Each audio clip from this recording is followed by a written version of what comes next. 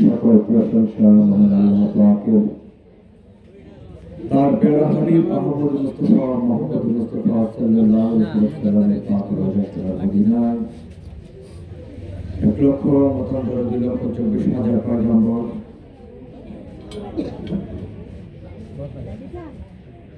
সাইয়্যিদুল আরিফিন, ফখরুশ শায়খিন, কিবলায়ে মুমিনিন ও আহলে দ্বীন, কুদওয়াতুস সালিকিন, শামসুল হাদিদিন, নূরুল আশিকিন ওয়াল মুহিব্বিন, কুতুবুল ইরশাদ হযরত মাওলানা আহমদ আলী ওরফে হযরত মাওলানা বাবা জান শরীফ শাহ সুরি কেবলায়ে কাবার পবিত্র কদম মোবারকে অগণিত ভক্তি এবং চুম্বন রেখে এলাকায় যত মুরব্বিয়ান একরাম রয়েছেন, মক্কা মদিনার মেহমান সহ ওলামা একরাম, গণ্যমান্য ব্যক্তিবর্গ, মেম্বার, চেয়ারম্যান, মাতবর, মুরব্বীরা যারা আছেন সকলের প্রতি একযোগে সালাম। আসসালামু আলাইকুম ওয়া রাহমাতুল্লাহি ওয়া বারাকাতুহু।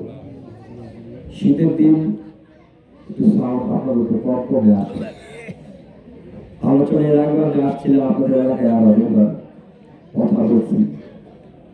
আজকে কিছু কথা আমি বলবো, আপনার সাথে রাজি থাকে। আপনাকে রাজি আছে?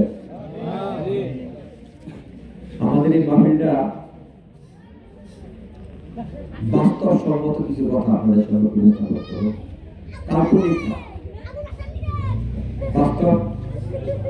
এদিকে বাচ্চারা তোমরা যে খেলাধুলা করতেছো না, এদিকে সবাই বাস্তবটা হচ্ছে এরকম আমার হাতের মুঠোর মধ্যে কি আছে আপনারা জানেন? জানেন? জানেন? দেখাইলে বলতে পারবেন, তাই না? এই যে আমার হাতে টাকা আছে, এই টাকার মালিক কি? এখন আমি যদি কাউকে দিয়ে দিই, উনি কিন্তু মালিক। এরকম বাস্তব কথা। আমরা সবাই নামাজ পড়ি না, কেউ কম পড়ি, কেউ বেশি পড়ি, কেউ শুধু জুমার দিন যাই। এই মহিলারা কথা বলে, কথা কেউ বলতে পারবে না, একটা মানুষের কথা বলতে পারবে না। কারণ এই জায়গাতে কোনো বড় মুফতি সাহেব বা কোনো মাওলানা সাহেব বা কোনো হাফেজ সাহেব, কোনো বক্তা এরকম কেউ আসি নাই। আমি মহান সুরেশ্বর শরীফ এক নগণ্য, মানে একবার নগণ্য বলতে আপনার দরবারে যান, যে বাথরুম থাকে আপনি পরিষ্কার করেন। আপনার যে রাস্তা দিয়ে হাঁটেন, এই রাস্তাগুলি আমি নিজে ঝাড়ু দিই। বোঝেন নাই কথাটা? আমি কাজগুলি করি দরকারে। আপনারা আমার মহব্বত করে আপনার এলাকায় আছেন, এই থেকে বোঝা যায় না যে আল্লাহর দরবারে যদি কেউ ঝাড়ু দেয়, বাথরুম পরিষ্কার করে, দাবি হয়ে যায়। তাহলে আমরা কি লেগে আপনার সবার মাঝখানে নেবো আছে, আবার মালা পড়াইছেন, আমার যদি সালাম করে। কারণ নাকি আমি যদি আমার এলাকায় থাকতাম, তাহলে আপনারা কি আমরা আনতেন? আপনারা আনতেন না। আমি বলছিলাম প্রথম বাস্তবসম্মত কিছু কথা আপনাদের সামনে।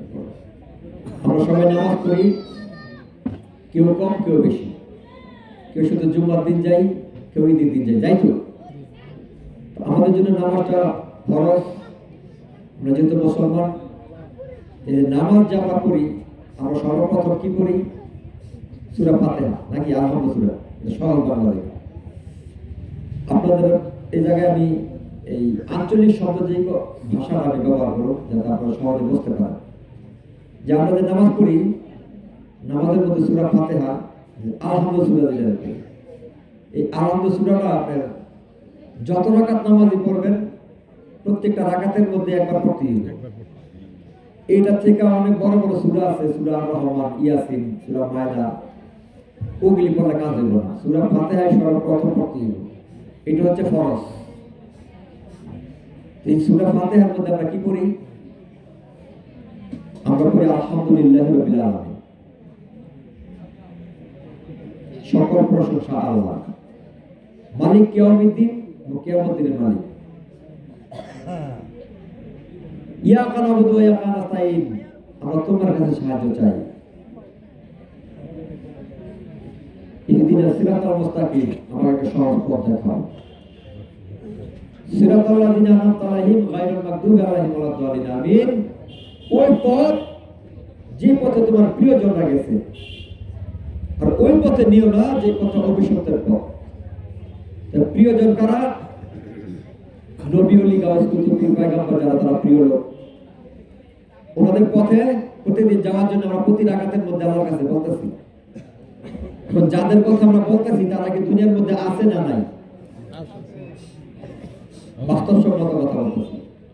এই যে নামাজের মধ্যে আমরা স্মরণ করবেন কারে? আল্লাহরে। আল্লাহকে স্মরণ করতে যাই আপনি বলতেছেন যে আল্লাহ তুমি একটা পথ দেখাও, ওই পথ যে পথের মধ্যে তোমার নবী, রাসূল, পীর, পয়গম্বর, ওলি আল্লাহ যারা সালিহিন, সাদিকিন, মুত্তাকিন, আউলিয়া ইকরাম যারা এই পথটা দিয়ে গেছেন, তুমি আমাকে ওই পথটাতে নাও। প্রতিদিন নামাজের মধ্যে আপনি প্রত্যেকটা রাকাতে এই কথাটা বলতেছেন, কিন্তু আপনারা জানেন না। আপনারা জানেন আমি সূরা পড়তেছি।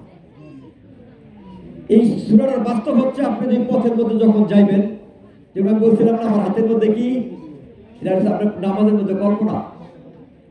যখন দেখাইলাম কি টাকা, মালিককে আমি, এখন আমি যদি কাউকে দিই সে। যে আমরা যে নামাজ পড়তেছি এটা কিন্তু কাল্পনিক নামাজ।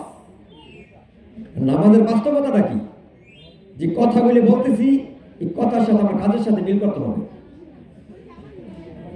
এই কথার সাথে আমার কাজের সাথে মিল করার জন্য প্রতিদিন প্রতিশ্রুতি দিতেছে আল্লাহর কাছে। আর আল্লাহ প্রতিদিন রাস্তাটা দেখায় রাখছে যে তোমরা প্রতিদিন সূরা পড়বা, আর এর ভিতরে কি আছে তোমরা জানবা। আর যদি না জানো, এই যে মোট করে যেমন টাকা দেয় যেরকম আন্দা নামাজ, কথা বলেন নাই? এখন এই পথের মধ্যে কারা? আদম নবী থেকে শুরু করে মুহাম্মদ নবী পর্যন্ত যত নবী দুনিয়াতে আল্লাহ পাঠিয়েছেন, 1,75,2,24,000 পয়গম্বর। এছাড়াও বর্তমানে দুনিয়াতে 4 মাযহাবের 4 ইমাম, 4 তরিকার 4 ইমামদের অনুসারীদের মধ্যে যারা ওলি আল্লাহ দুনিয়াতে রয়েছেন, তারাই কিন্তু এই পথের মধ্যে সঠিক পথে। এই পথের বাইরে যত পথ আছে, সে যত বড় মাওলানা হোক, যত আরবি পড়েন হোক, যত মাদ্রাসায় বড় পড়ুক, কিন্তু সেই পথের মধ্যে এখনো আসেনি। আপনি যখন এই পথের মধ্যে আসবেন তখন মাত্র আপনি টাকাটা দেখলেন। এই টাকাটা দেখলেন কখন? যখন আপনি পথের মধ্যে আসবেন। এখন আমরা নামাজের মধ্যে সূরা ফাতিহা পড়ার পরে জীবনে একটা সূরা পড়ি নাকি? পড়ার পরে রুকু দেই, সিজদা দেই, আরেক রাকাত নামাজ পড়ে দ্বিতীয়বারে আমরা যখন বসি, যখন ফজর নামাজ পড়তেছি, তখন কিন্তু আমি যে কথা বলি, আপনি তো কথা কম বলেন না, কথা বলে অনেক দামি কথা, যাতে কোনো ওয়াজের মতো না, এটা অনেক দামি কথা হয়। এই কথা আপনি জীবনে কেউ কাছে বুঝে পাইবেন না, জীবনটা দিবেন কিন্তু এই কথা হইবেন না।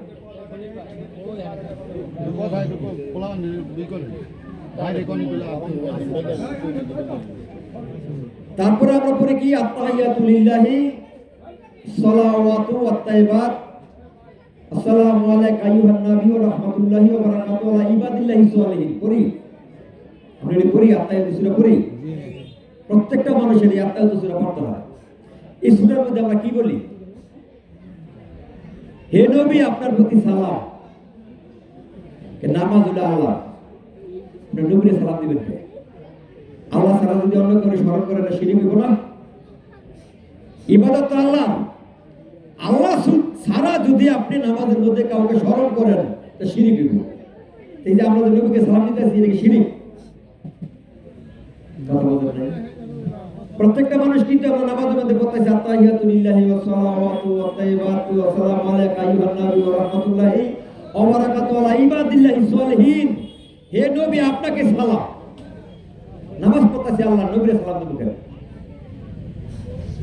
আল্লাহকে সালাম দেন, নবীরে সালাম দিতে হবে। নবী কি বাস্তব না বাস্তব? আকারে না নিরাকারে? নবী যে আকারে, কিন্তু এখন আমরা আকারে তারা দেখি না, এই তো। তারপরে ওয়া ইবাদিল্লাহি সালিহিন এর অর্থ কি? যারা আপনার ইবাদতকারী, সালিহিন কারা? সালিহিন শব্দের অর্থ হচ্ছে ওলি আল্লাহ। এখন দুনিয়াতে ওলি আল্লাহ আছে না নাই? আছে। নামাজে পড়লাম ওলি আল্লাহ, সালামও দিলাম নবীকে, তারপরে নবীর বংশধরকে সালাম দিলাম, ইব্রাহিম নবীকে সালাম দিলাম, ইব্রাহিমের বংশধরকে সালাম দিলাম।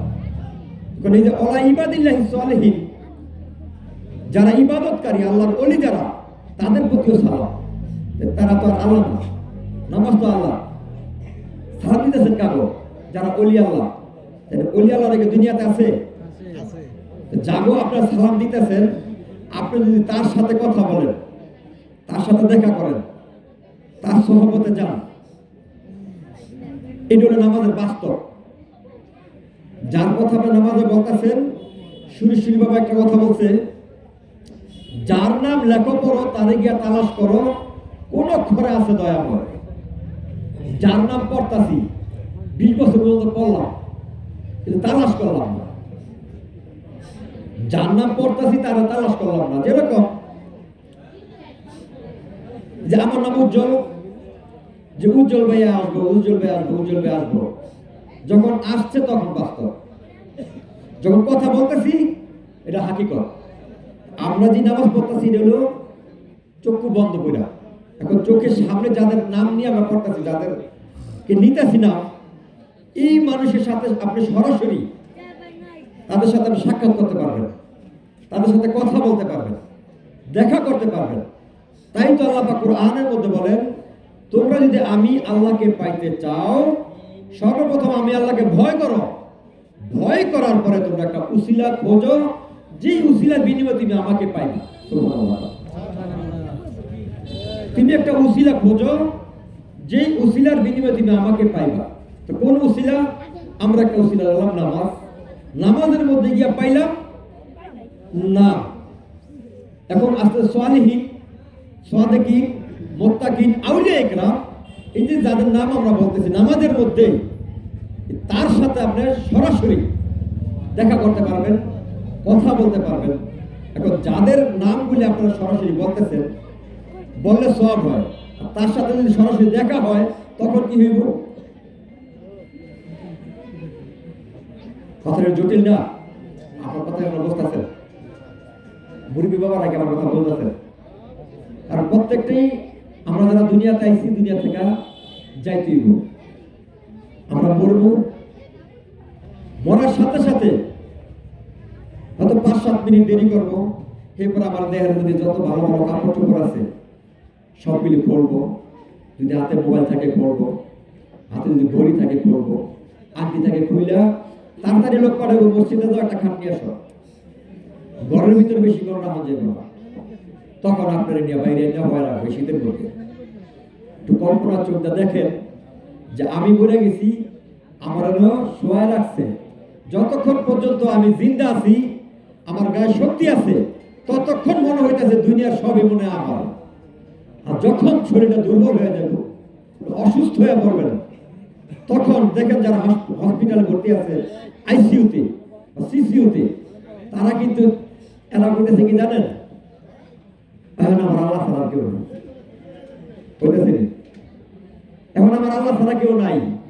ভাই খবর পাড়ে যে 4 লাখ টাকা লাগবো, সার্জারি করতে লাগবো, রিং বসাইতে 70,000 করে লাগবে, 4টা রিং বসাইতে লাগবো, টাকা পাবো কই? এখন আল্লাহ ছাড়া কেউ নাই। আর শরীরের মধ্যে যখন তাকত ছিল, জোর ছিল, তখন মনে হচ্ছে দুনিয়ার সবই আমার। আসলে কি দুনিয়ার সব আমার? আমার মরতে পারে না। প্রত্যেকটা মানুষকে এই দুনিয়া থেকে তারপরে কি করব, এই খাটটার মধ্যে হওয়া কেউ মসজিদে পাঠাইবো, কেউ বাজারে পাঠাইবো, কাপড় কিনে নিয়ে আনো, কেউ পাঠাবো বাজারে যাও বাস কাটো, আরেকজন পাঠাই দিব মাপ নিয়ে কবর করতে যাও, মাইপা কবর করবো। তারপরে আপনার বরুণ পাতা গরম জল দিয়া সুন্দর করে জীবনের শেষ গোসলটা পড়াইয়া দিয়া, জানাজা পড়াইয়া, সবাই দোয়া করা পড়ায় আপনারে ওই মাটির নিচে রেখে। এইটা তো আমাদের সবাই বাস্তব, এটা অবাস্তব না। আমার সবারই কিন্তু এই জীবনের প্রত্যেকটা মানুষের এই একটা কাহিনী ঘটবে। এই যে আমি মারা যাবো আর সারা জীবন অন্ধভাবে চক্ষু বন্ধ করে নামাজ পড়িয়ে গেলাম, নামাজে যে বাস্তব, এই বাস্তবটার মধ্যে খুঁজলাম। নামাজে যে বাস্তব, যাদের নাম আমরা নিতেছি তাদের সন্ধান আমরা করলাম না, কিন্তু কোরআনের মধ্যে বারবার তাকে দেখছে তোমরা আমি আল্লাহকে পাওয়ার জন্য উসিলা খোঁজো, আমি আল্লাহকে পাওয়ার জন্য উসিলা খোঁজো, আর তোমরা সাদেক লোকের সঙ্গ গ্রহণ করো। ইয়া আইয়ুহাল্লাযিনা আমানু ওয়া কুনু মা'আস সাদিকিন, তোমরা সাদেক লোকের কাছে যাও। কিন্তু আমরা সাদেক লোকের কাছে যাই না, কে যেন আমাকে আটকা রাখে, যাইতে দেয় না। তাই আমরা যেহেতু প্রত্যেকটা মানুষ মারাই যাব, তাই আমরা নামাজের মধ্যে যে কথাগুলি বলতেছি এই প্রত্যেকটা অক্ষরের প্রত্যেকটা আয়াতের বাস্তবতা আছে। এই বাস্তবতার সাথে আপনাদের মিল হইতে হবে। যদি আমরা ধরুন আপনি একজন মানুষ নামাজ পড়তেছে, একজন মুফতি সাহেব জিজ্ঞেস করবেন যে হুজুর এই যে আমি নামাজ পড়লাম 2 রাকাত, সহিভাবে সুরা, সহিভাবে সিজদা, সহিভাবে রুকু, সুন্দর করে ওযু, সালাম ফিরাইছে অনেক সুন্দর করে, মুফতি সাহেব জিজ্ঞাসা নামাজ হয়েছে? তোমার নামাজ 100% হয়েছে। আর এই নামাজটাই আপনি একজন আল্লাহর ওলির সামনে যা পড়বেন, উনি বলবেন তোমার নামাজ হয় নাই। 2 রকম হয়েছে, কথাটা 2 রকম। একজনে বলতেছে তোমার নামাজ সহি 100% হয়েছে, আর একজন আল্লাহর ওলির কাছে গেছেন, দেখেন তোমার নামাজ হয়েছে নি, উনি বলবেন তোমার নামাজ হয় নাই। ভুলটা কোথায়? বাবা জান শরীফ সুরেশ্বরী উনি বরিশাল শহরে, বরিশাল একটা এলাকার মধ্যে সফরে গেছেন।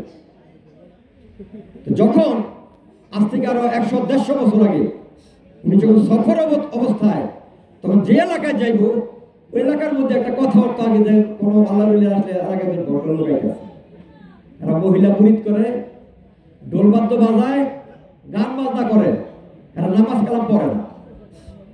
এরকম আসিনে বাবা কথা, এরকম কথা আমার কাছে। আমরা নাকি নামাজ কালাম করি না, আমরা নাকি ঢোল বাজাই, মহিলা মুরিদ করে। একজন ভণ্ড আসতেছে, সুরেশ্বর থেকে ভণ্ড আসতেছে, যখন বরিশালে ঢুকছে, যাদের বাড়িতে যাইব তার আগেই একটা মসজিদ। হুজুর কি করতেছেন? সবাই নিয়ে বলতেছেন নামাজের সময় হয়ে গেছে, চলো আমরা নামাজ পড়ি। যখন উনি নামাজে যাইব, যাওয়ার আগে তো ওযু করতে হয়। তো এলাকার মধ্যে যে মসজিদের পাশেই কিন্তু আগে দেখতেন একটা পুষ্করিণী থাকে, বেশিরভাগ মসজিদের পাশেই পুষ্করিণী, এবং পুষ্করিণীর মধ্যে হয়তো পাকা করা, আগে আসছিল কি জানেন, নারকেল গাছের খাইটটা, সুপারি গাছের খাইটটা এরকম দিয়া রাখতে, ওই জায়গায় যায় ওযু করতো। তো উনি জানেন ওযু করতেছে, ওযু করার অবস্থায় 2-3 বার পানি উপর দিকে এরকম ফিক্কা মারতেছে। তখন আশেপাশে যারা ফলো করতেছে যে হুজুরে কি করে, আজকে দেখবো, ওই যে তোমার ঘন্টামি শুরু হয়েছে, হুজুর ঘন্টামি শুরু হয়ে গেছে। তারপরে জামাত যখন আরম্ভ হয়েছে, হুজুর জামাতে দাঁড়ায় গেছে, সবাই নামাজ পড়তেছেন, নামাজ শেষ, সালাম ফিরাইছে। সালাম ফিরানোর পরে জানু বাবা বলতেছে, আহা কি নামাজ পড়লাম, তা আর কেন নামাজ। মুসলিম যারা সবাই চিন্তা গরম হয়ে গেছে, বন্ড হুজুর আমরা বললাম সহি নামাজ, আমরা বললাম আল্লাহর নামাজ, আপনি কোন হাইরকেনের নামাজ, আপনি তো আসলে বন্ড। আর নামাজ দিয়ে আমার সেরকম কথা বলতে পারে? তখন শুনে বলছে, আমি যে বললাম হাইরকেনের নামাজ, আমরা যখন ইমামের পিছনে দাঁড়াই তখন আমরা কি বলি? ইমাম যা করবো আমরা তাই, ইমাম যেদিকে যাবো আমরা সেদিকে যাবো নাকি? আমি যখন ইমামের দিকে ফলো করলাম। যখন ইমামের কাশ্মের দিকে ইমামের যে কলমের দিকে যখন আমি খেয়াল করছি, আমি দেখতেছি ওনার মনটা হারকিনের দিকে গেছে গা। তখন মসজিদের ইমাম সাহেব ডাকছে, হুজুর এই যে সুরেশ্বরের এই জানু বাবা কইতেছে আপনার নাকি হারকিনের নামাজ পড়ছেন। আমি গতকালকে রাত্রে এক বাড়িতে গেছিলাম বিলাসী পড়াইতে, এসা নামাজ পড়া। রাতে আর আসি নাই, সকালে আইছি, সকালে ফজর নামাজ পড়াইছি। তো যখন আমি নামাজে দাঁড়াইছিলাম, ওই যে আমি যে হারকে দেখেছি, আমার কথাটা মনে হয়েছে। তখন ওই এলাকার লোকজন বুঝতে পারলো যে আমার হুজুরে নামাজ পড়ায় ওনার মধ্যে হারকেনের মধ্যে গেছে গা। এইটা যখন এই হুজুর জানতে পারছে, তখন উনি বড় হুজুর, সুবহানাল্লাহ। তখন ওনার কাছে সবাই আত্মসমর্পণ করলো, তার কাছে বৃদ্ধি হয়ে গেল। তারপরে যে আপনি পানির উপর দিকে মারলেন, এটা কি কাহিনী? দেখো, আমি যখন ওযু করতেছিলাম, আমার এক ভক্তের বাড়ির মধ্যে, ভক্তের দোকানের মধ্যে আগুন লাগতেছে, আশেপাশে আগুন লাগছে, আমার ভক্তের দোকানের মধ্যে আগুন লাগবো। এই সময় উনি আমার জানু বাবাকে যখন ডাক দিছে, আমি ওযু অবস্থায় দেখতেছি আমার ভক্ত আমার ডাকতেছে। তখন এই জায়গা থেকে আমি পানি উপর দিকে মারছি। তার মানে এই পানি যখন আমি মারলাম, লোকজন পরে খবর নিয়ে দেখলো আশেপাশের দোকানগুলি পড়ছে, ওনার ভক্তের দোকানটা পড়ে নাই, ওই জায়গার মধ্যে বৃষ্টি হচ্ছে। সেজন্য আল্লাহ পাক কোরআনের মধ্যে বলেছেন, আতিউল্লাহ আতিউর রাসূলা ওয়া উলিল আমরি মিনকুম, তোমরা আমি আল্লাহর ইক্তেদা করো, আমার রাসূলের ইক্তেদা করো। যারা ওলি আল্লাহ তাদের ইক্তেদা করো। সুবহানাল্লাহ। তোমরা আমাকে মানো, আমি যাহা বলি তোমরা তাহা মানো, আমি যাহা নিষেধ করি তোমরা তাহা বর্জন করবা। আমার রাসূল যাহা বলবে তোমরা তাহা মানবা, আমার রাসূল যা নিষেধ করবে তোমরা তা বর্জন করবা। আর উলিল আমরি মিনকুম, তোমাদের নেতা যা বলবে তোমরা তা মানবা, আর নেতা যা নিষেধ করবে তোমরা সেটা কখনোই করবা না। সুবহানাল্লাহ। এখন নেতার কথা বলা হয়েছে। এখন নেতা বলতে কোন নেতা? আপনার দেশের দলীয় নেতা। এই নেতা তো কদিন একদিন যায়, আছে এরকম? উনি 5 বছরের ক্ষমতা, 10 বছরের ক্ষমতা, 20 বছরের ক্ষমতা, কিন্তু যেই নেতার কথা বলা হচ্ছে সেটা হচ্ছে স্থায়ী নেতা। এই নেতার কোনদিন ক্ষমতা শেষ হয় না। কেন শেষ হয় না? আল্লাহ পাক কোরআনের মধ্যে বলেছেন, আলা ইন্না আউলিয়াল্লাহি লা খাউফুন আলাইহিম ওয়া লাহুম ইয়াহজানুন, যারা আমার বন্ধু তাদের দুনিয়াতে কোনো চিন্তা নাই, আখিরাতে কোনো চিন্তা নাই। সুবহানাল্লাহ। তাদের চিন্তা ভাবনার কোনো কারণই নেই। কে কয় কথা? আল্লাহ কোরআনে বলেছে যে যারা আমার বন্ধু তাদের কোনো ভয় এবং চিন্তা নাই। আর বর্তমানে আমাদের যে দলীয় নেতা তাদের ভয় আছে, হয়তো এই বছর নয়, পরের বছর না হয় তার পরের বছর ভয় আসতে পারে। আর যারা আল্লাহর ওলি, যে নেতার কথা বলা হচ্ছে উনি হচ্ছেন ধর্মীয় নেতা। এই ধর্মীয় নেতার কাছে থাকতে হবে কি? আল্লাহর কাছে আছে কি? আল্লাহর যে গুণ, নবীজির কাছে যেই মজেজা, ওলি আল্লাহর যে কেরামত, এটা প্রত্যেকটা ওলির মধ্যে কেরামত থাকতে হবে, তখনই সে উনি আল্লাহর ওলি। আর যদি ওলির মধ্যে কেরামতই না থাকে, আপনি বলবেন উনি আল্লাহর ওলি না। এখন আল্লাহর ওলি আর পীর সাহেবের মধ্যে বহু পার্থক্য। আমারও যদি সুরেশ্বর দরবার শরীফে খেলাফত দিয়ে দেয়, আমি 200, 200, 500, 1000 লোক মুরিদ করতে পারবো। এটা হচ্ছে পীর। আর আল্লাহর ওলি হচ্ছে এরকম একটা বিষয়, যিনি সেকেন্ডে পীর বানাই দিতে পারে। সুবহানাল্লাহ। আল্লাহর ওলির একটা দৃষ্টি যদি একটা মানুষের প্রতি পড়ে, উনি পীর হয়ে যায়। আল্লাহর ওলির দৃষ্টিটা যদি একজন তাওয়াজ্জুহ যে কোনো মানুষের প্রতি তার যা পড়লে, ওনার মধ্যে আল্লাহর ইলম তৈরি হইব। আল্লাহ পাক কোরআনের মধ্যে বলেছেন, আমি আমার এক বান্দার মধ্যে ইলম দিয়েছি, ইলমে নাফা।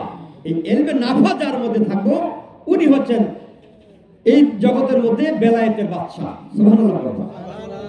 নবুয়ত এবং বেলায়েত দুইটা বিষয়। নবুয়তের বিষয়টা হচ্ছে যার কাছে নবুয়তি আসে, ওনার কাছে আল্লাহর পক্ষ থেকে জিবরাইল আমিনের মাধ্যমে আমাদের জন্য সংবাদ পাঠানো হয়, আমাদের জন্য সুসংবাদ পাঠানো হয়। এটা হচ্ছে নবুয়তের পর্ব। আর বেলায়েতের পর্ব হচ্ছে উনি নিজেই সবকিছু করতে পারে। সুবহানাল্লাহ। বেলায়েতের শক্তিটা এরকম, আপনাদেরকে আমি বললে বুঝতে পারবেন যে মুসা আলাইহিস সালাম উনার যুগে ওনার যে উম্মত ছিল, উম্মতের বলতেছে, উম্মতেরা বলে ও নবী এই দুনিয়ার মধ্যে সবচাইতে বেশি জ্ঞানী কে? তখন মুসা আলাইহিস সালাম বলছেন সবচাইতে বেশি জ্ঞানী আমি। আল্লাহর পক্ষ থেকে জিবরাইল নাযিল, হে মুসা তুমি সবচাইতে জ্ঞানী না, আমার আরেকটা প্রিয় বান্দা আছে উনি সবচাইতে জ্ঞানী। তখন মুসা আলাইহিস সালাম বলছেন আল্লাহ ওই বান্দাটাকে? উনি বলছেন অমুক সমুদ্রের পারে থাকে। তখন আল্লাহ পাক তাকে মুসা নবীকে আল্লাহ পাক ওই যে বান্দা ওই বান্দার কাছে পাঠায়, ওই বান্দার নাম হচ্ছে খোয়াস খিজির। সুবহানাল্লাহ।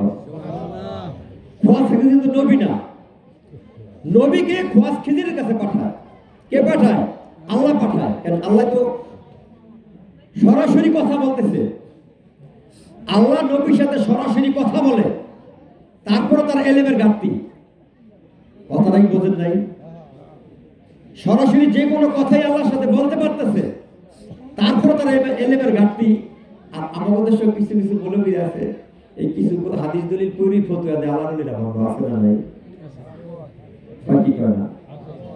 কিছু কিছু হাদিস দলিল পড়ে বলে করে যে আল্লাহ নবীরা ভালো।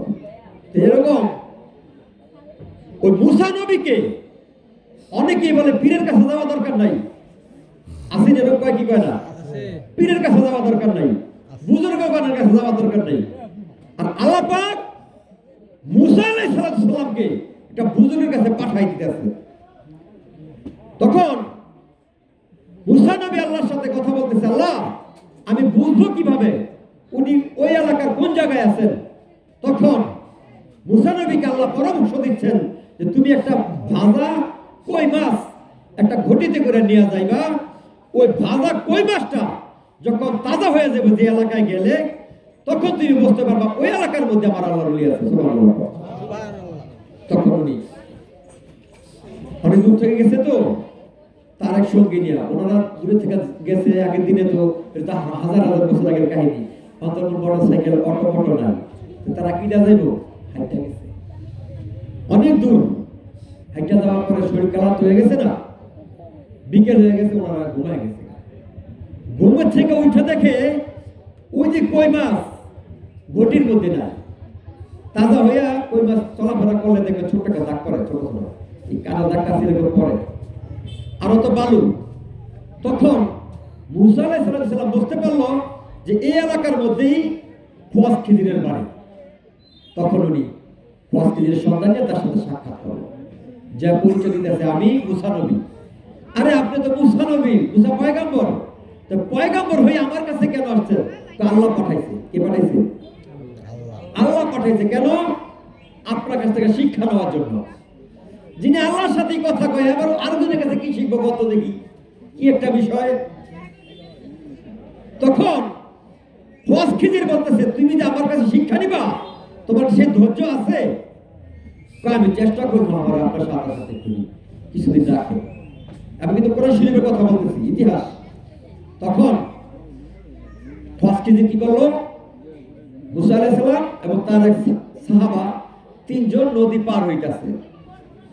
নদীর ওপার যায় নৌকাটার যে মাঝখানে পাটাতন থাকে না নিচে, ওরা গুতা মারছে করে ভাঙিয়া গেছে।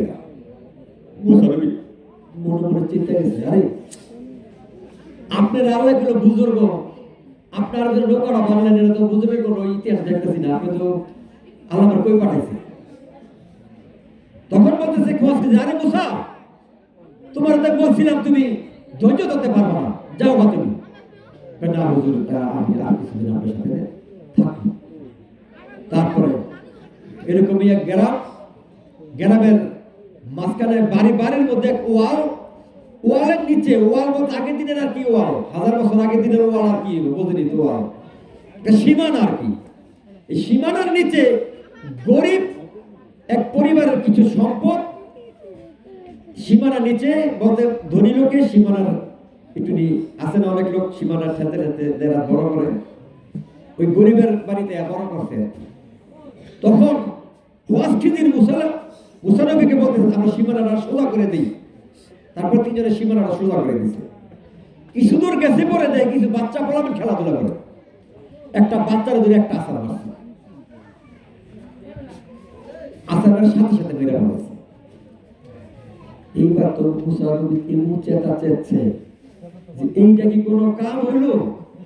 আরেকজনের বাড়ির পোলা পাই, চিনি না জানি না, জীবনে দেখছিও না, আপনি বাচ্চাদের মাইরা তো অপরাধ হয়ে গেছেন না, আপনি সাথে থাকা যাবে না।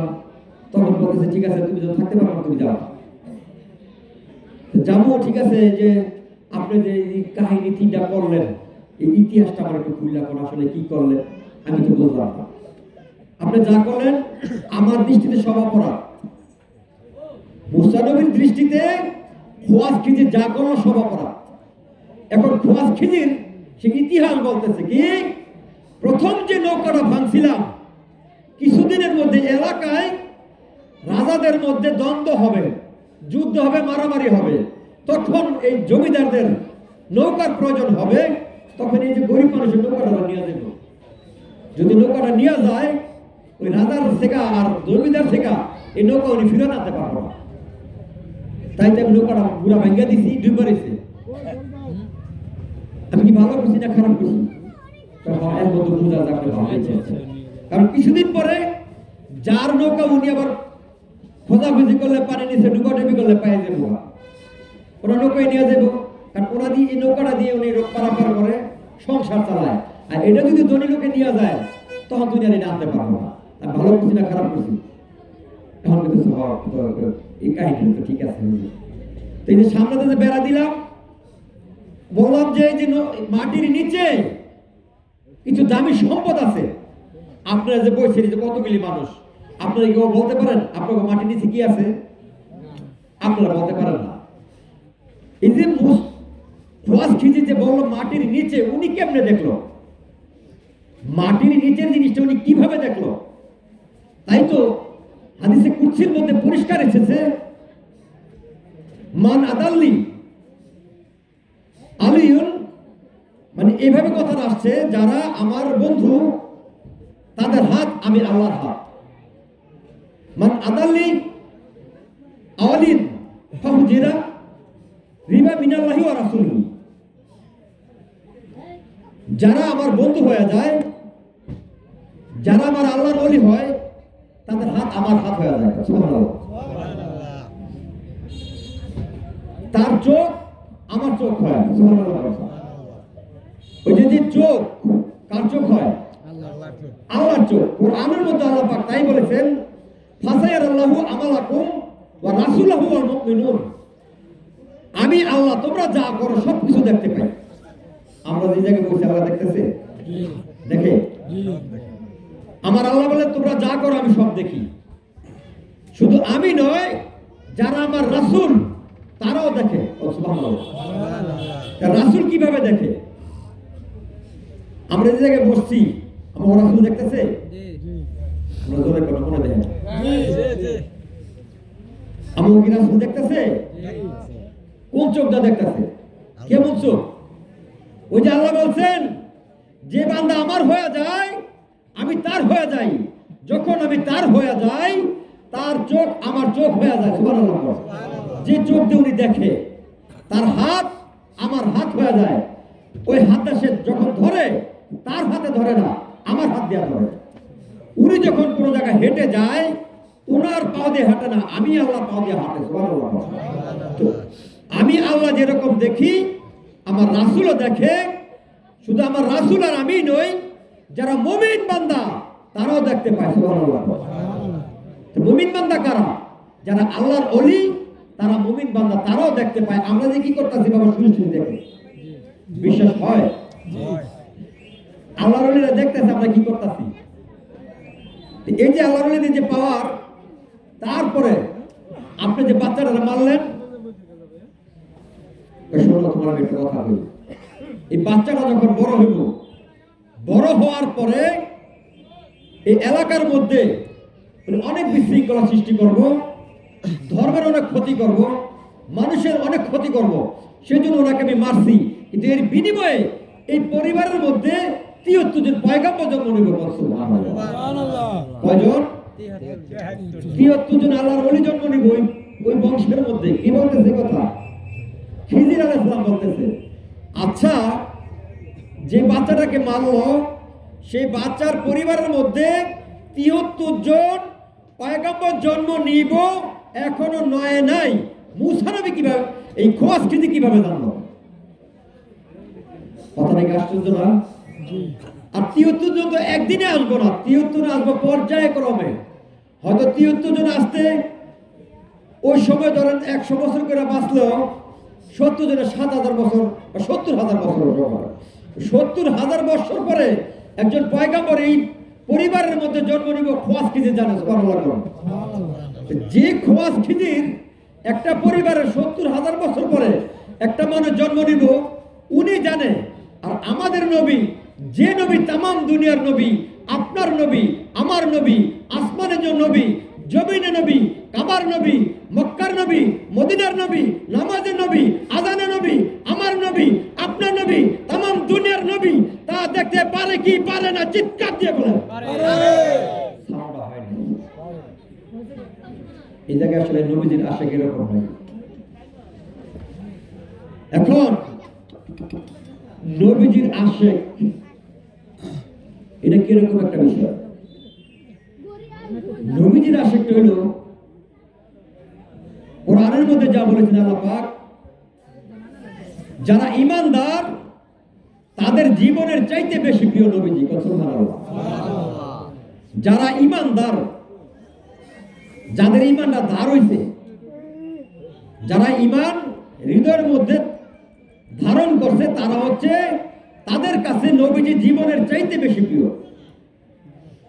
এই কথা সাহাবাদের সামনে নবীজি বলতেছেন যে তোমরা ততক্ষণ পর্যন্ত ঈমানদার হইতে পারবা না। আরে নামাজ, রোজা, হজ, যাকাত, ইবাদত বন্দেগী সব ঈমানদারের জন্য না বেঈমানের জন্য? ঈমানদারের জন্য সব হুকুম। সাহাবাদের সামনে বলতেছে আমাদের নবী যে তোমরা ততক্ষণ পর্যন্ত ঈমানদারই হইতে পারবা না কতক্ষণ পর্যন্ত? যতক্ষণ পর্যন্ত তোমার স্ত্রী, পরিজন, সন্তান, সন্ততি, তোমার টাকা পয়সা, ধন দৌলত যা আছে, এমনকি তুমি তোমার জীবনের চাইতে, একটা জীবনের চাইতে বেশি যতক্ষণ পর্যন্ত তুমি ভালোবাসতে না পারবা ততক্ষণ পর্যন্ত তুমি ঈমানদারই হইতে পারবা না। সাহাবা একজন দাঁড়ায় বলতেছে, ইয়া রাসূলুল্লাহ, আমার সবকিছুর চাইতে আপনাকে বেশি ভালোবাসি, কিন্তু আমার জীবনের চাইতে বেশি ভালো আমি আপনাকে বাসতে পারি। তখন নবীজি বলতেছেন যে তুমি কিছুক্ষণ নীরবতা পালন করো, একটু জিরা, একটা জায়গায় তুমি একটু চিন্তা করো। চিন্তা করে উনি কাঁদতে কাঁদতে খাওয়াইছে, ইয়া রাসূলুল্লাহ, আমি এখন আমার জীবনের চাইতে আপনাকে বেশি ভালোবাসি। তখন নবীজি বলছে, এই যে এখন থেকে তুমি ঈমানদার হয়ে গেল। সুবহানাল্লাহ। ঈমানদার হওয়া তো নবীজির প্রতি ভালোবাসা নাম হচ্ছে ঈমান। নবীজির প্রতি যার যত বেশি প্রেম, নবীজির প্রতি যার যত বেশি মহব্বত, সে হচ্ছে ঈমানদার। আর ঈমানদারদের জন্যই যত ইবাদত বন্দেগী। আর ঈমানই যদি না থাকে আপনি ইবাদত বন্দেগী করতে পারবেন, কিন্তু আল্লাহর দপ্তরে সেটা।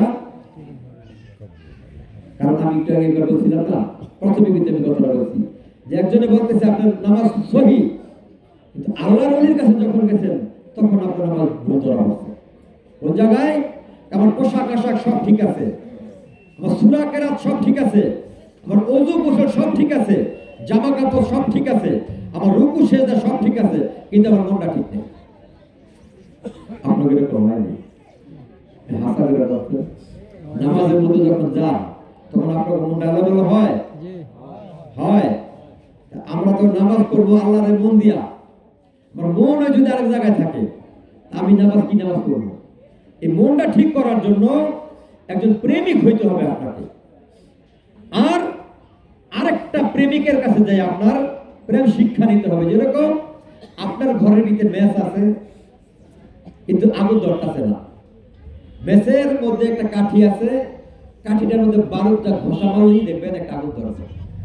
আগুনটা ছোট্ট একটা আগুন, আপনি যে জায়গায় দাঁড়াই দিবেন দেখবেন বাড়িঘর ঘুরে সাপ। এরকম একটা এশকের প্রেম আছে, এরকম একটা এশক আছে দুনিয়ার মধ্যে, আল্লাহ পাক দিয়ে রাখছেন মানুষের মধ্যে। এই একটা মানুষ আরেকটা মানুষের কাছে যাইব শিক্ষা নেওয়ার জন্য। যেরকম মুসা নবীকে খিজির আলাইহিস সালামের কাছে যাইতে হয়েছে, আপনাকে আমাকে কোথায় যেতে হবে? আপনাদের এলাকার মধ্যে দেখবেন বা যে কোনো জায়গায় যাবেন, একজন বুজুর্গ যার কাছে শরীয়ত, মারফত, হাকিকত, তরিকত, নবুয়ত, বেলায়েত, রেসালাত, ওহাদানিয়াত সব কিছুর এলেম যার মধ্যে আছে, আপনি তার কাছে যায় এই এলেম শিক্ষা নেবেন।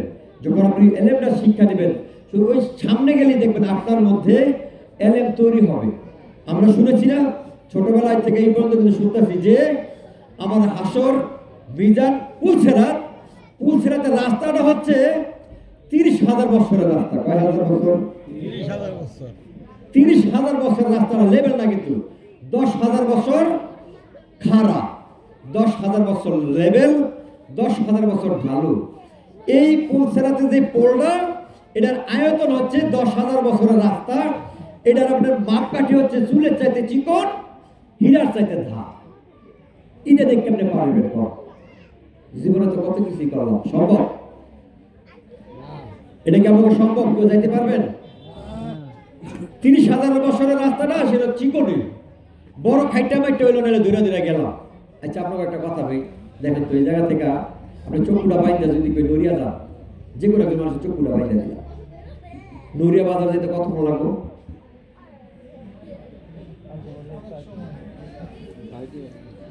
আপনি নিজেই বলতে পারবেন না কতক্ষণ লাগবো। একবার এসি পাতা দেবেন গা, একবার ওসি পাতা দেবেন গা, এই গাড়ি আইতেছে বা গাড়ি আপনার বাড়ি দিয়ে ফালাই দিছে, আপনি নড়িয়া যাইতে আপনার 2-3 দিন লাগবো। এসি পাতা ওসি পাতা আপনি যে কই গেছেন গা, আর যাবেন গা, আর চক্ষু খুললা দেন, ঘন্টা 2-3 লাগবে। যেতে পারবেন কি পারবেন না? আপনি চক্ষু যদি খুললা দেন, নড়িয়া যাইতে একদম সহজ। আর ওই মানুষটা যদি চোখ বাঁধা দেয়, নড়িয়া যেতে পারতেছে না, এবার খালবি দেব, গরমি দেব। তার মানে কি, এই যে দেখা, একজন দেখানেওয়ালা লোকের কাছে আপনাকে যাইতে হইব। যদি না দেখানোর লোকের কাছে যান, আপনি সারা জীবন অন্ধভাবেই এই যে বাহ্যিক যেভাবে দুনিয়া কাটাইতেছেন, ঠিক এভাবে দুনিয়াটা কাটায় দুনিয়া থেকে মানিত্য হয়ে যাবে। আর যদি বলেন না, আমার আল্লাহ দরকার আছে, আমার রাসূলকে পাওয়ার দরকার আছে, আমাকে পাওয়ার দরকার আছে, নিজেকে পাওয়ার দরকার আছে, আমার মধ্যে একজন আমি আছি, যে আমি কথা বলতেছি। আমি কিন্তু প্রথমেই কথাটা বলছিলাম যে আমি যদি মারা যাই, আমার সাথে সাথে একটা খাটের মধ্যে ভয় দিব, সবাই বলা। তার মানে কে আসিল, কে নাই? কেউ এতক্ষণ আসিল, উনি যখন আমার কাছ থেকে চলে গেছে তখন আমি মারা গেছি। তো কে ছিল, কে কথা বলছে? এখন কে নাই? আমার মধ্যে একটা রূহ আছে, আল্লাহর হুকুম একটা রূহ। এই রূহের রূহ হচ্ছে মালিক নিজে আল্লাহ। তাই নবীজি বলেছেন, মান আরাফা নাফসাহু ফাকাদ আরাফা রাব্বাহু। যে যার নফসকে চিনবো, সে তার রবকে চিনবো। প্রথম বলছিলাম না, তুমি যদি আমি আল্লাহকে ভয় পাও, তাহলে আমাকে পাওয়ার একটা উসিলা খোঁজো। সেই উসিলাটাকে একজন আল্লাহর ওলি, তার কাছে গিয়ে কি খুঁজবেন? আল্লাহকে খুঁজবেন। আল্লাহ কোথায় আছে? আমার মধ্যে আল্লাহ আছে। আল্লাহ পাক কোরআনের মধ্যে বলেছেন, আউয়ালও আমি আছি, আখেরও আমি আছি, জাহেরও আমি আছি, বাতনেও আমি আছি, ও আল্লাহ কুল্লি শাইইন মুহিত। আমি তামাম দুনিয়া জোড়াই আমি আল্লাহ আছি। এরকম কোনো জায়গা নাই যে জায়গাটা আল্লাহর না। সমগ্র পৃথিবীর সব জায়গার মধ্যে আল্লাহ আছে। আমার মধ্যে আল্লাহ আছে। এই আমার মধ্যে আল্লাহটাকে দেখার জন্য একজন ওলি আল্লাহর কাছে আপনাকে যাইতে হবে। সহজ কথা দিলে, এছাড়া পৃথিবীর কোনো মানুষ আল্লাহর সন্ধান পায় নাই। পৃথিবীর সর্বকালের সর্বশ্রেষ্ঠ মাওলানা রুমি রহমতুল্লাহ আলাইহি 70 ওট বুঝাই কিতাবের এলেম, যিনি ছিলেন সর্বকালের সর্বশ্রেষ্ঠ মাওলানা। এত বড় মাওলানা ওই ছিলেন, তখন থেকে এই পর্যন্ত এত বড় মাওলানা আর এই দুনিয়ার মধ্যে সৃষ্টি হয় নাই। এত বড় মাওলানা রুমি রহমতুল্লাহ আলাইহি, রুমি রহমতুল্লাহ আলাইহির এলাকায় একজন বুজুর্গ আল্লাহর ওলি শামসে তাবরিজ শুনতে পাইলে, এলাকার মধ্যে একজন বুজুর্গ আল্লাহর ওলি শামসে তাবরিজ জানতে পায় এলাকার মধ্যে একজন মস্ত বড় আলেম রয়েছে, যার 70 উট বুঝাই কিতাবে এলেমের পাওয়ার আছে। এবার মানুষের কাছে জিজ্ঞেস করে, রে ও মানুষেরা, এলাকার মধ্যে একজন বুজুর্গ আছে, একজন মাওলানা আছে, ওনার বাড়ি কোথায়? যার নাম রুমি। লোকজন বলতেছে, এই তো সামনে রুমির বাড়ি, যান। পাগল শামসে তাবরিজ রুমির বাড়ির দিকে যখন যায়, রুমি নামাজ পড়ে আসরের নামাজ শেষ করে বাগানের মধ্যে ঘুরতেছেন বিকেল বেলা। বিকেলে আসরের নামাজ শেষ করে ঘোরাঘুরির পর মাগরিবের আজান হয়ে গেল। মাগরিবের যখন জামাত পড়ে ওনার হুজুরখানায় বসে পড়ল।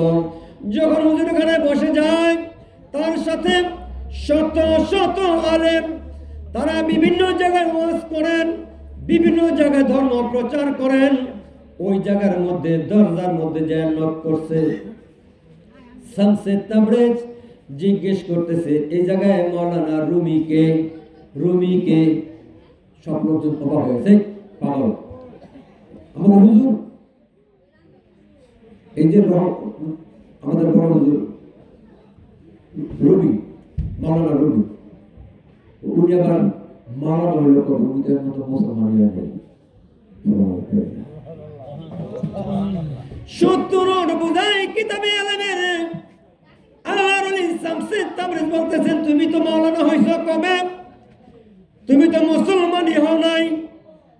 এই যে কিতাব আলমারি ভরা, এগুলি কি? সবাই বলতেছে, তোমরা এটা বুঝবা না, এই পাগল যাও, বুঝবা না, যাও। আবার বলে, এগুলি কি? কইছি না বুঝবা না, যাও। তৃতীয়বার যখন বললে এগুলি কি, বলার সাথে সাথে আগুন ধরে গেল। চতুর্দিকে আগুন, সব ঘর থেকে বের হইয়া, হুজুরখানা থেকে বের হইয়া পানি আনে, আগুন নিভাইতেছে। শামসে তাবরিজের এই ঘটনা দেখা রুমি মাওলানা বুঝতে পারছে, আরে সারা জীবন শুনলাম আল্লাহর ওলিদের নাকি কেরামত আছে, এটা তো মনে হয় আল্লাহর ওলি। দৌড়ে গেছে, যা বলতেছে, এটা কি হইল? এই পাগল, এটা কি হইল? এবার শামসে তাবরিজ বলে, তুমি এটা বলবা না। প্রথম তো বলছিল এগুলি কি, তুমি বলবা না। এবার মাওলানা রুমি জিজ্ঞেস করে, এটা কি? এইটা তুমি বলবা না। আমার বুঝায় বলেন, বুঝায় বলতে পারি, শর্ত আছে, তোমার মুসলমান হইতে হবে। আমি তো মুসলমান, আমি 70 বুঝাই কিতাবে আলেম। কোরআনের মধ্যে আল্লাহ পাক বলেছেন, হে ঈমানদার, ও মুসলমান, তোমরা কিন্তু পরীক্ষিত মুসলমান না হইয়া আমার কাছে আইসো না। কোরআনের মধ্যে পরিষ্কার বলেছেন, আমি তো মুসলমান, আমি কি মুসলমান হব? আমার কাছে তোমার কালেমা পড়তে হবে। শামসে তাবরিজ বলে, তোমার কালেমা পড়ায় দেন। শর্ত আছে। কি শর্ত? আজকে থেকে তোমার নামাজ পড়া বন্ধ। এই কথা শোনার পরে শামসে তাবরিজ যখন এই কথা বললো, মাওলানা রুমির তো মাথা গরম। সারা জীবন মানুষকে বুঝাইলাম, এক ওয়াক্ত নামাজ যদি কেউ ছুটে যায়, 80 হুব্বা দুজক, লক্ষ লক্ষ বছর দুজকে জ্বলতে হবে। আমি মানুষকে বুঝাইলাম, আজকে আমারে বলতেছে নামাজ পড়া বন্ধ করে দাও। এবারে সারা আজান হয়ে গেল, মুসল্লিরা সবাই নামাজ পড়ে চলে গেছে। মাওলানা রুমি ঘরে বসে বসে চিন্তায় মগ্ন, কি করব? পাগলায় কইল, নামাজ পড়ো না। আমি তো সারা জীবন নামাজ পড়ছি, নামাজ না পড়লে ভালো লাগবে না। রাত্র দেখে চন্দ্র ঠিক কপালের উপরে চলে আসবে, গভীর রজনী 12টার আগে। তাড়াতাড়ি ওযু বানাইয়া 4 রাকাত ফরজ আদায় করে মাওলানা রুমি ঘুমায় ঘুমায় কাঁদতেছে। যখন ঘুমায় ঘুমায় কান্দে রে, নবীজি স্বপ্ন যুগে মাওলানা রুমিকে বলতেছে, ও রুমি, গতকালকে তুমি আল্লাহর 4 রাকাত ফরজ নামাজ আদায় করলাম, তোমার নবীর সুন্নাত পড়ো নাই। রুমি ফালদা ঘুমের থেকে উঠে বিছানায় বসে বসে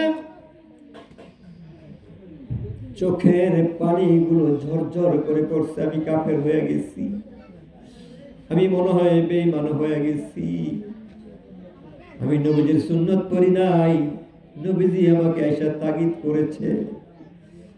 এরকম করতে করতে গভীর রজনী, ফজরের আজান দিয়ে দিব, এই সময় শামসে তাবরিজ পাগল আয়েশা মাওলানা রুমের দরজার মধ্যে নক করার পর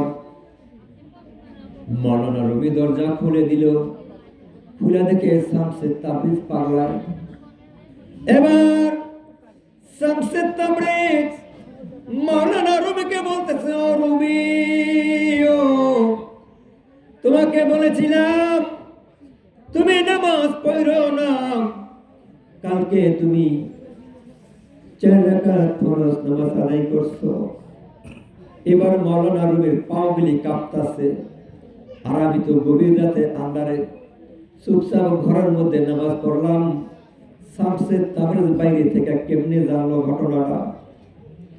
এ মাওলানা রুমি, তোমাকে বলেছিলাম নামাজ পড়ো না, তারপরেও তুমি নামাজ পড়েছিলে। নামাজ পড়ার পরে স্বপ্ন যুগে তোমাকে নবীজি বলেছেন, ও মাওলানা রুমি, ও তুমি আল্লাহর ফরজ নামাজ আদায় করছো, আমার নামাজ সুন্নাত তুমি পড়ো নাই, ঠিক কিনা?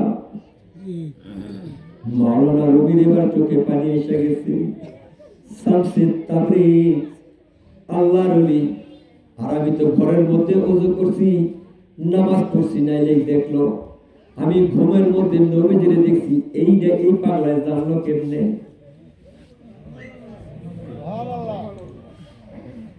আর আমি নামাজ পড়ছি, মানুষ দেখছে।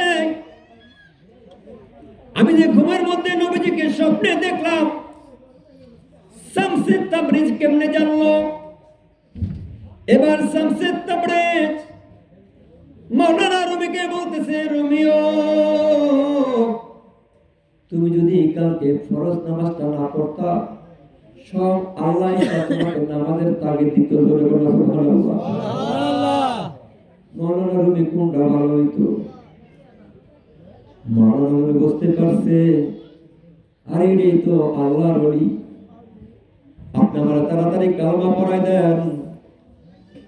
লা ইলাহা ইল্লাল্লাহু মুহাম্মাদুর রাসূলুল্লাহ।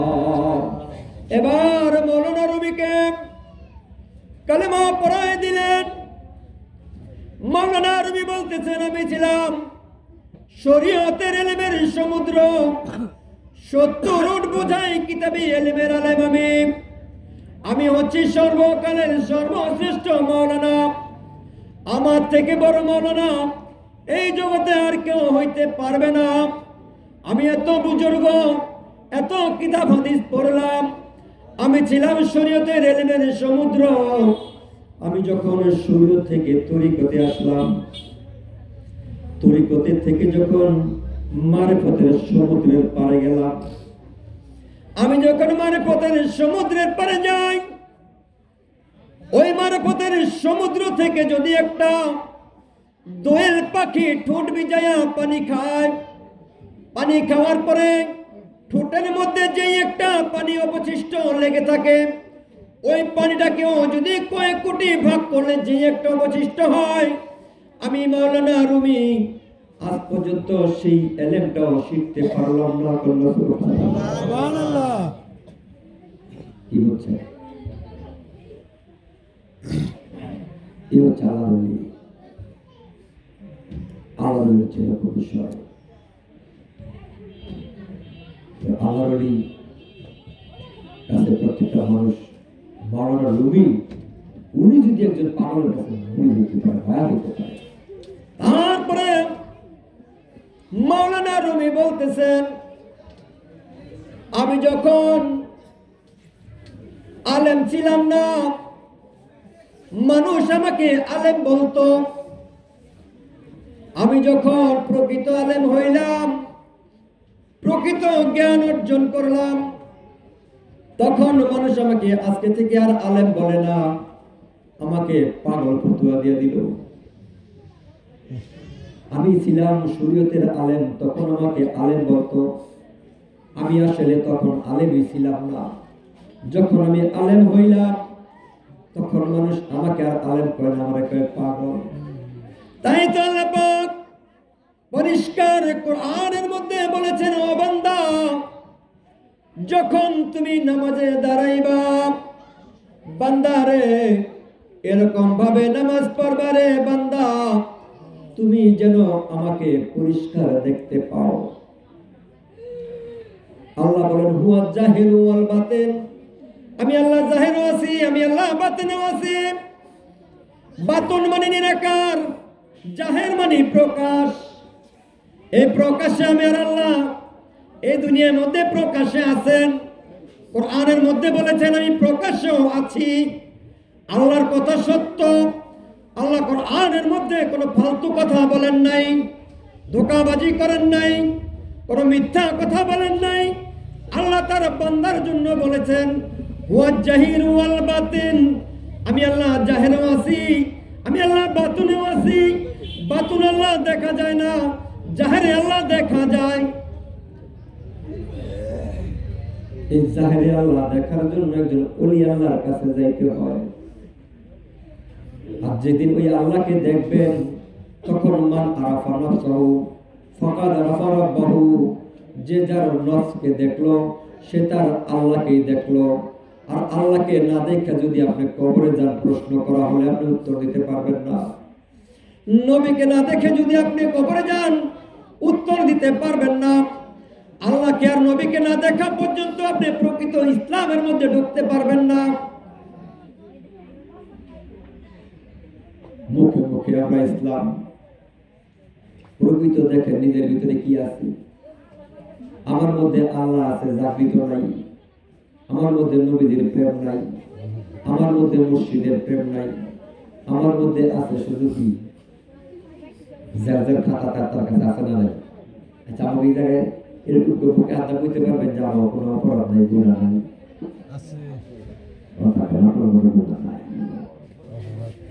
আমরা কি জায়গায় বলতে পারো এরকম কেউ আছি যে আমার জীবনের কোনো গুনাহ নাই, ভুল করি নাই? কম বেশি আমাদের গুনাহ, আমাদের ভুল আছে। তো সেই গুনাহ, সেই ভুল আমরা এই দুনিয়াতে থাইকাই এই ভুলের জন্য আল্লাহর কাছে আমাদের মাপ চাইয়া যাইতে হইব। এই দুনিয়াতে থাইকা আপনি মনে করেন না কবরে মরার পরে মনে আমার মাপ চাওয়ার সুযোগ আছে। মরার পর আর কোনো মাপ চাওয়ার সুযোগ নাই।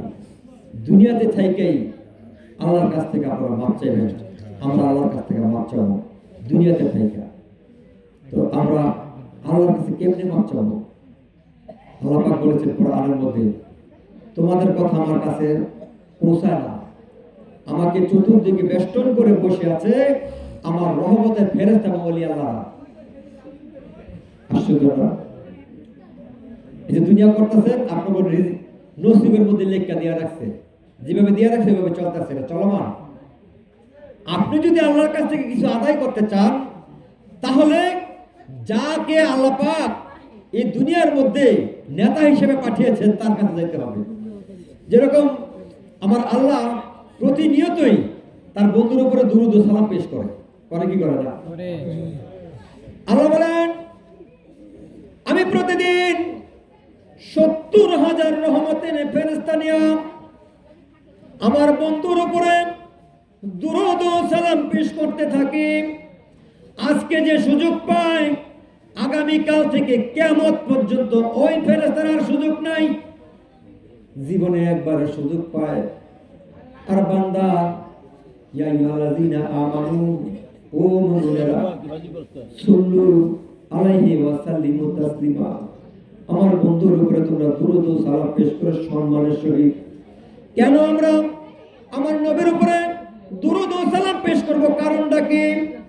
আমার আল্লাহ নামাজে পড়েন না, রোজাও করেন না, জিকির করার প্রয়োজন নাই, কোনো কিছু করার প্রয়োজন নাই। কোরআনের মধ্যে আল্লাহ পাক পরিষ্কার বলেছেন, আমি সর্বক্ষণ আমার বন্ধুর উপরে দুরূদ ও সালাম পেশ করতে থাকি। ও মুমিন বান্দা, ও ঈমানদারেরা, ও নবীর পাগলেরা, ও নবীর আশিকেরা, ও ঈমানদারেরা, তোমরা আমার বন্ধুর উপরে দুরূদ ও সালাম পেশ করো। সুবহানাল্লাহ কোন। কেন বন্ধুর উপরে দুরূদ ও সালাম পেশ করবেন? কেন? আমার আল্লাহ প্রতিনিয়ত তার বন্ধুর উপরে সালামের মাধ্যমে রহমত পাঠাইতেছে। সুবহানাল্লাহ। ওমা আরসালনাকা ইল্লা রাহমাতাল লিল আলামিন। আমার নবী হচ্ছে কুল কায়নাতের জন্য রহমত। আমার নবীর উপরে যেরকম আপনাদের এলাকায় যে কারেন্ট সাপ্লাই দিচ্ছে না, কারেন্ট প্রতিদিন দেখা যায়, কারেন্ট সাপ্লাই দেখা যায় না, কারেন্ট কিন্তু সাপ্লাই হইতেছে। কিভাবে? এক জায়গা থেকে কারেন্ট উৎপত্তি হইতেছে, ওই জায়গা থেকে খাম্বা দিয়া কারেন্টের তারে তারা আপনার এলাকায় কারেন্ট আইছে না নাই? আপনার জাতা কল দিয়ে পানি উঠান, দেখুন চাপ দিলে পানি ওঠে, তার মানে কি নিচে পানি আছে। আপনি যখন প্রয়োজন হইব আপনি চাপ দিতে হইব, চাপ দিলে পানি উঠবো। আপনার যখন রহমতের প্রয়োজন হইব, আমার আল্লাহ প্রতিনিয়ত রহমত ফেরেশতাদের সহিত আমার নবীর উপরে প্রেরণ করতেছে, অগণিত রহমত। আপনার যদি রহমতের প্রয়োজন হয়, আপনি নবীর প্রতি দুরূদ ও সালাম পেশ করবেন, আপনার প্রতি রহমত চলে আসবে। সুবহানাল্লাহ। যেরকম পাতালের নিচে পানি আছে, কলের সামনে হাত দিলে পানি উঠবে না, আপনার চাপ দিতে হবে, চাপ দিলে পানি বেরিব। ঠিক তেরকম আমার নবীর কাছে অগণিত রহমত। আপনার যখন প্রয়োজন হবে, আপনি ওরকম দুরূদ ও সালাম পড়বেন, সালাম করে নবীজিকে সালাম দিবেন, নবীর পক্ষ থেকে আপনার কাছে রহমত চলে আসবে। সুবহানাল্লাহ। সালাম দরকার আছে না? এই সালাম কিন্তু নামাজের মধ্যে আল্লাহ পাক সেট করে রাখছে। যাই হোক, যে কথাটা বলতে চাইছিলাম, আমরা মহান সুরেশ্বর দরবার শরীফ থেকে এসেছি। বাবা সুরেশ্বরী উনি একজন মস্ত বড় আল্লাহর ওলি, এবং উনি মাদ্রাসাতুল লেখাপড়া করেছেন ভারতে আলিয়া মাদ্রাসায়। উনি আলিয়া মাদ্রাসাতে লেখাপড়া করার পরে বেশ কিছুদিন উনি অধ্যাপনা করেছেন। তারপরে ভারতের মেহেন্দিগঞ্জ মানিকতলা একজন আল্লাহর ওলি আছেন, যার নাম ওয়াইসি ফাতে আলী রাসূলের নোমা। উনি বাবা সুরেশ্বরী ওই ফাতে আলী রাসূলের নোমা ওনার কাছে যায় বায়াত গ্রহণ করছেন। কেন? উনি তো মাদ্রাসায় লেখাপড়া করতেছেন, ওনার আবার মুড়ি দিতে বকে কথা বোঝেন নাই? জানু বাবা এরকম একজন আল্লাহর ওলি। উনি যখন তার মায়ের গর্ভে, তখনই তার আম্মা জান প্রায় রাত্রে স্বপ্নে দেখত নবীরা, অনেক ওলি আল্লাহরা, খোয়াস্তি যে গাউসে পাক, খাজা বাবা, তারপরে ঈসা আলাইহিস সালাম, আমাদের নবী মুসা নবী, তারা আমার মায়ের সাথে সাক্ষাৎ করত এবং তাকে বলতো আপনার গর্ভের মধ্যে আল্লাহর নূর, আল্লাহর চন্দ্র, আল্লাহর ওলি জন্ম নিব, তাকে সকলে সম্মানের সহিত আদরের সহিত বড় করবে। সুবহানাল্লাহ। তো গর্ভ থেকে আল্লাহর ওলি। তারপরে মাদ্রাসায় লেখাপড়া করছেন। মাদ্রাসায় লেখাপড়া করার পরে মানিকতলায় মেহেন্দিগঞ্জ একজন আল্লাহর ওলি আছে, ওয়াইসি ফাতে আলী রাসূলের নোমা, যার অনুসারী আমাদের এই এশিয়ার মধ্যে 5 থেকে 7 কোটি। সুবহানাল্লাহ।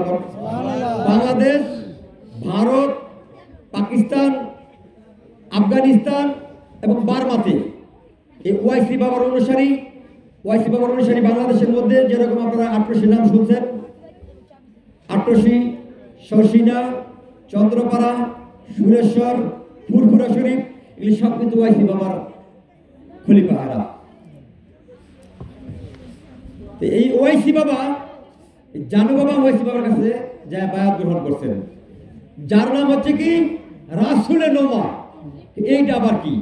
রাসূলের নোমা হচ্ছে এই বিষয়টা, আমার ওয়াইসি পাক উনি সর্বক্ষণ যখন ইচ্ছা নবীজিকে দেখতে পাইতো, যখন ইচ্ছা নবীজিকে দেখতে পারত, এমনকি উনি যাকে খুশি তাকে নবীকে দেখায় দিতে পারত।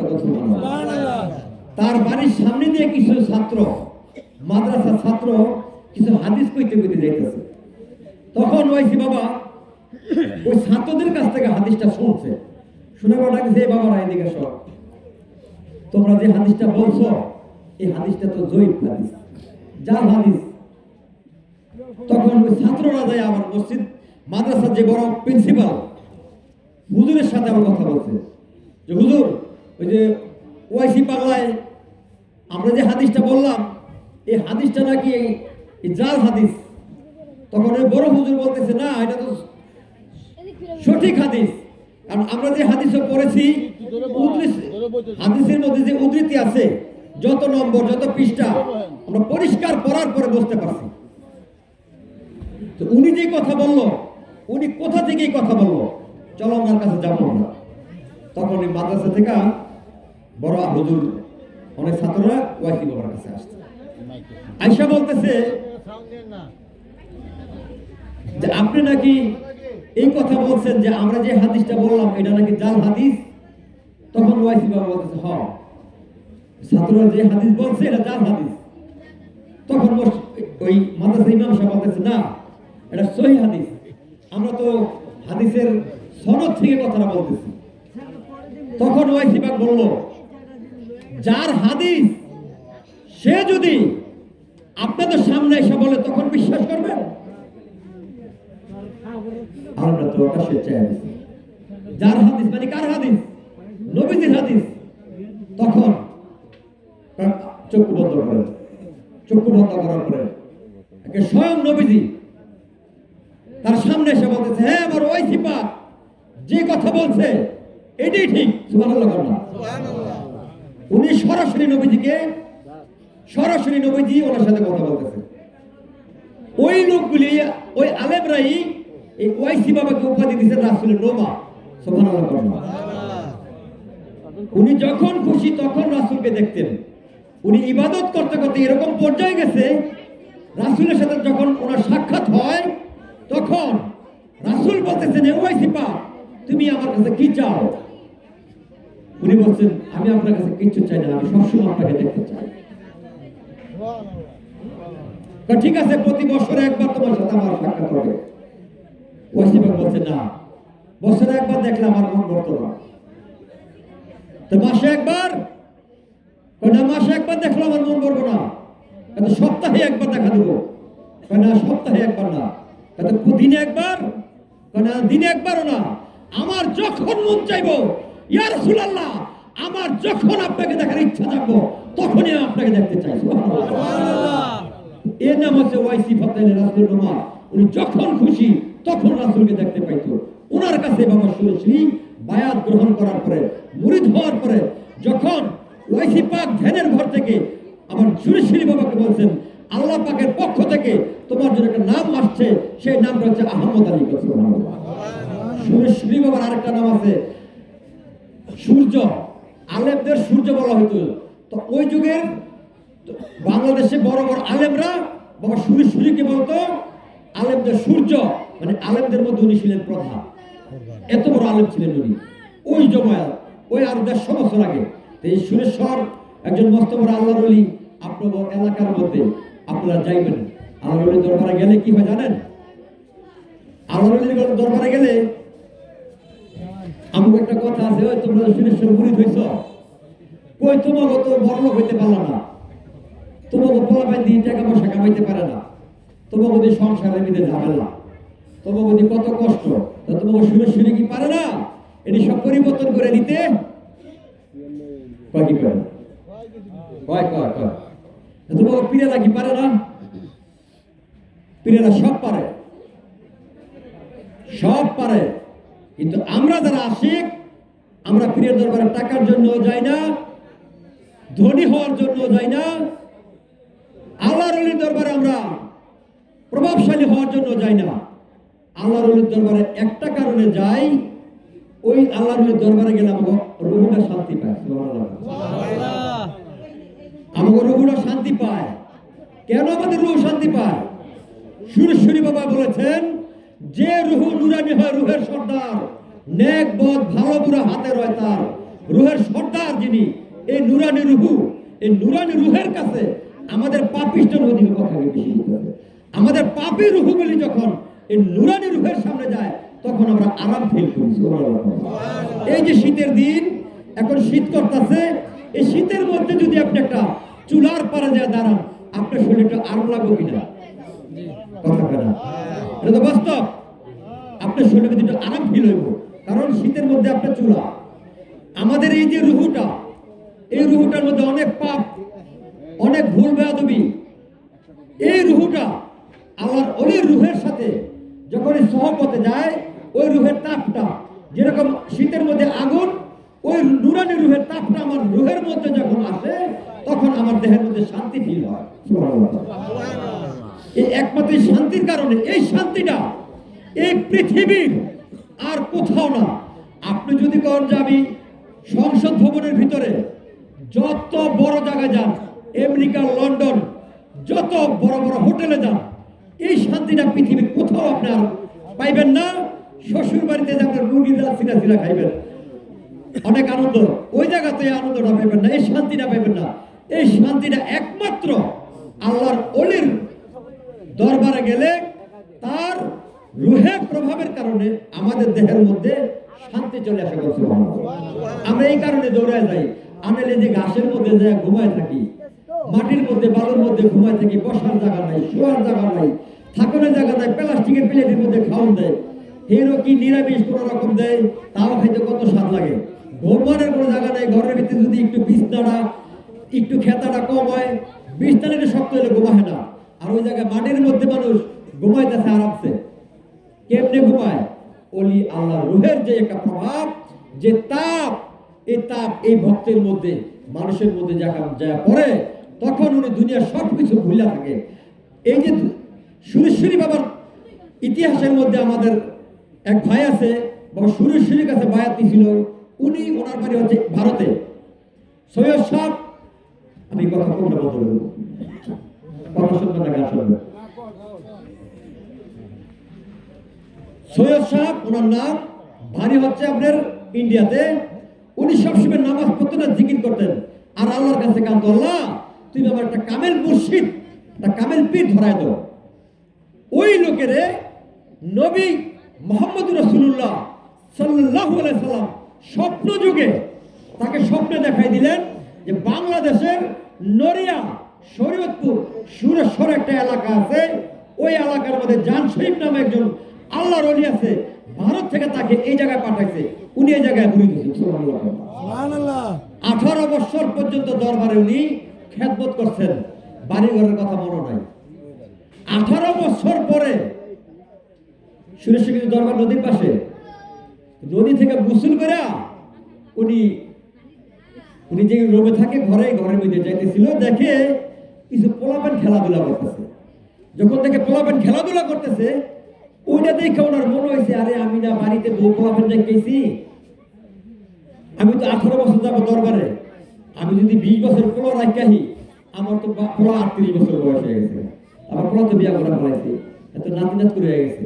আমি যে মায়া রেখে আসলাম, আমার মায়া অত বয়ে গেছে, আমার মায়া অত নাতিনাত মনে হয়ে গেছে, আমার বউ মনে বুড়ো হয়ে গেছে, আমার মা মনে মারা গেছে। এখন সংসারের কথা, এই বাড়ির কথা মনে হয়েছে হঠাৎ 18 বছর পরে। এই 18 বছর কোথায় আসছিল? উনি তো 18 বছর দরবারই ছিল, সবকিছু ভুলে নিল কেন?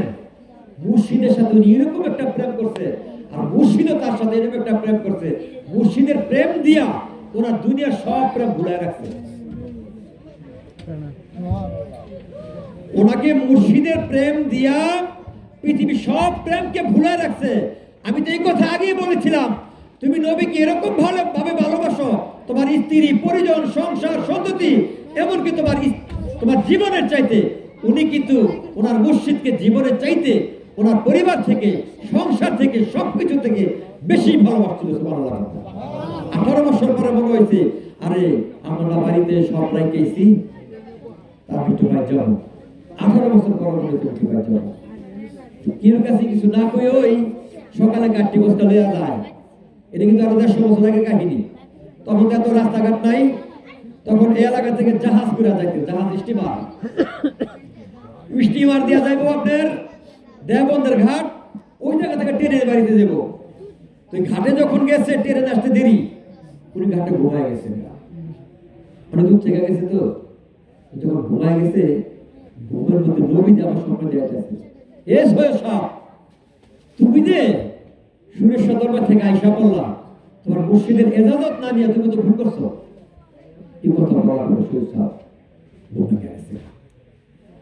হায় হায়, আমার তো 18 বছরের জিন্দিগি, আমার মুর্শিদের কাছে আমি না বলে আইসা পড়লাম, আমার তো বেদম হয়ে গেছে। উনি আর বাড়িতে যায় নাই, পরের জাহাজে আমি আমার দরবারে আইসা দরবারে এক রকম বিধু বিয়া তার কাছে ভাইও যখন পড়ে শুনি বাবায় মাগরিব নামাজ পড়ে হুজুরখানা সবসময় জিকিরের জন্য তালিম দেন, তখন দেখে কি সবাই আছে, সৈয়দ সাপ নাই, কইতেছে কি রে সৈয়দের দেখে যেন কো একজন বলতেছে বাবা ওই তো বাবা এই বাড়িতে গেছে কর কি আমার কাছে না বলি বাড়িতে গেল বাবা, আচ্ছা তুমি একটু যা দাও তো রুমে, আমি নিজে দেখলাম সকালে গেছে কাটিলে আমার বাবা পাড়ায় সৈয়দের ঘরে গেছে, যায় দেখে সৈয়দ সাহেবের কাছে বাবা মা করে গেছে। পুরোপুরি আপনারা মনে করেন না এত একটা সহজ একটা বিষয়। এই যে পুলসেরাতের পুল 30,000 বছরের রাস্তা, এই রাস্তাটা এই আল্লাহর ওলি সেকেন্ডের মধ্যে আপনারে যেন আপনার জন্য 30,000 বছর লাগবে, উনি পলকিক জায়গাটা আমরা পার করাই দেবো। এই জন্য একজন বায়াত গ্রহণ করতে হবে, এই জন্য তো মুরিদ হইতে হইব ভাই। আমি আমরা কি আর এই একজন মানুষের কাছে দৌড়াদৌড়ি করতে যাবো, কি দরকার, কি ঠেকাটা, নিজেরটা খাবো নিজেরটা করবো আরেকজনের দেখাদেরি করতে দেবো, কারণটা কি? এই জায়গাগুলোর মধ্যে তাদেরকে রাখবো। হাসরের ময়দানে আপনার কেবল আল্লাহ এদিকে আসেন, নেতা ডাক দিব, যার যার নেতা ডাক দিব, নেতা সহকার আপনারা যাইবেন। যদি একটা আপনার এই 10টা গরু যদি একটা কোচার মধ্যে বাঁধে একটা ক্ষেতের মধ্যে দিয়ে রাখেন, আর যদি 5টা গরু ছাড়া রাখেন, ওই 5টা গরু দেখবেন বিভিন্ন খেতে খেতে যায় ঘাস খাইব। আর যে গোসরাওয়ালা গরুটা, এটা ওই যে গোসরা যে মাপ আছে দড়ি, এর বাইরে যে ঘাস খাইতে পারবো না, এরকম গোসরা থাকতে হবে মুসলমান। এটাকে বলা হয়েছে ওয়ালিল আমরি মিনকুম, এই জায়গায় বলা হয়েছে কোন মাস সাদিকিন, এটাকে বলা হয়েছে উসিলা, এটাকে বলা হয়েছে সিরাতাল মুস্তাকিম, এটাকে বলা হয়েছে গায়রুল মাগদুবি আলাইহিম ওয়ালাদ-দাল্লিন আমিন। সারা জীবন আমরা ইবাদত করলাম, নামাজ করলাম, রোজা করলাম, বেনাটা জানলাম না, নামাজের যে একটা বেনা আছে নামাজের খবর, এই খবরটা লইতে হইব। এই খবরটা জানতে হইলে একজন খবরওয়ালা মানুষের কাছে আপনাকে যাইতে হবে। যেরকম আপনারা এই ইতিহাসটা এর আগে শুনছেন একবার, একজন লোক নদীর পার দিয়ে হাঁটতেছে, দেখি একটা ফল ভাসা ভাসা যায়, কথাটা খুব সাবধানে কেউ লড়াচড়া করবেন না, আমি কথাটা বললে মনে শেষ করে দেব। যখন নদীর পার দিয়ে একটা ফল ভাসা যায়,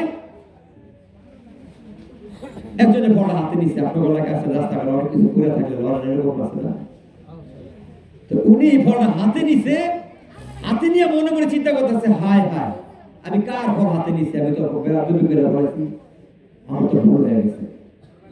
নদীতে ভাসে যেতেছে, আপনাকে নদীতে যদি একটা কিছু ভাসা যায়, ধরেন একটা কাঁঠাল বা একটা ফল বা একটা খাঁটি ভেসে যেতে, একটা আলমারি দিতেছে, কাঠের আলমারি, তখন কিন্তু আপনার 4-5 জনে বিল্লা কাঁঠাল আলমারিটা টাইটা টিন্টা পারে আনবেন না, এরকম কিন্তু আমার স্বভাব আছে।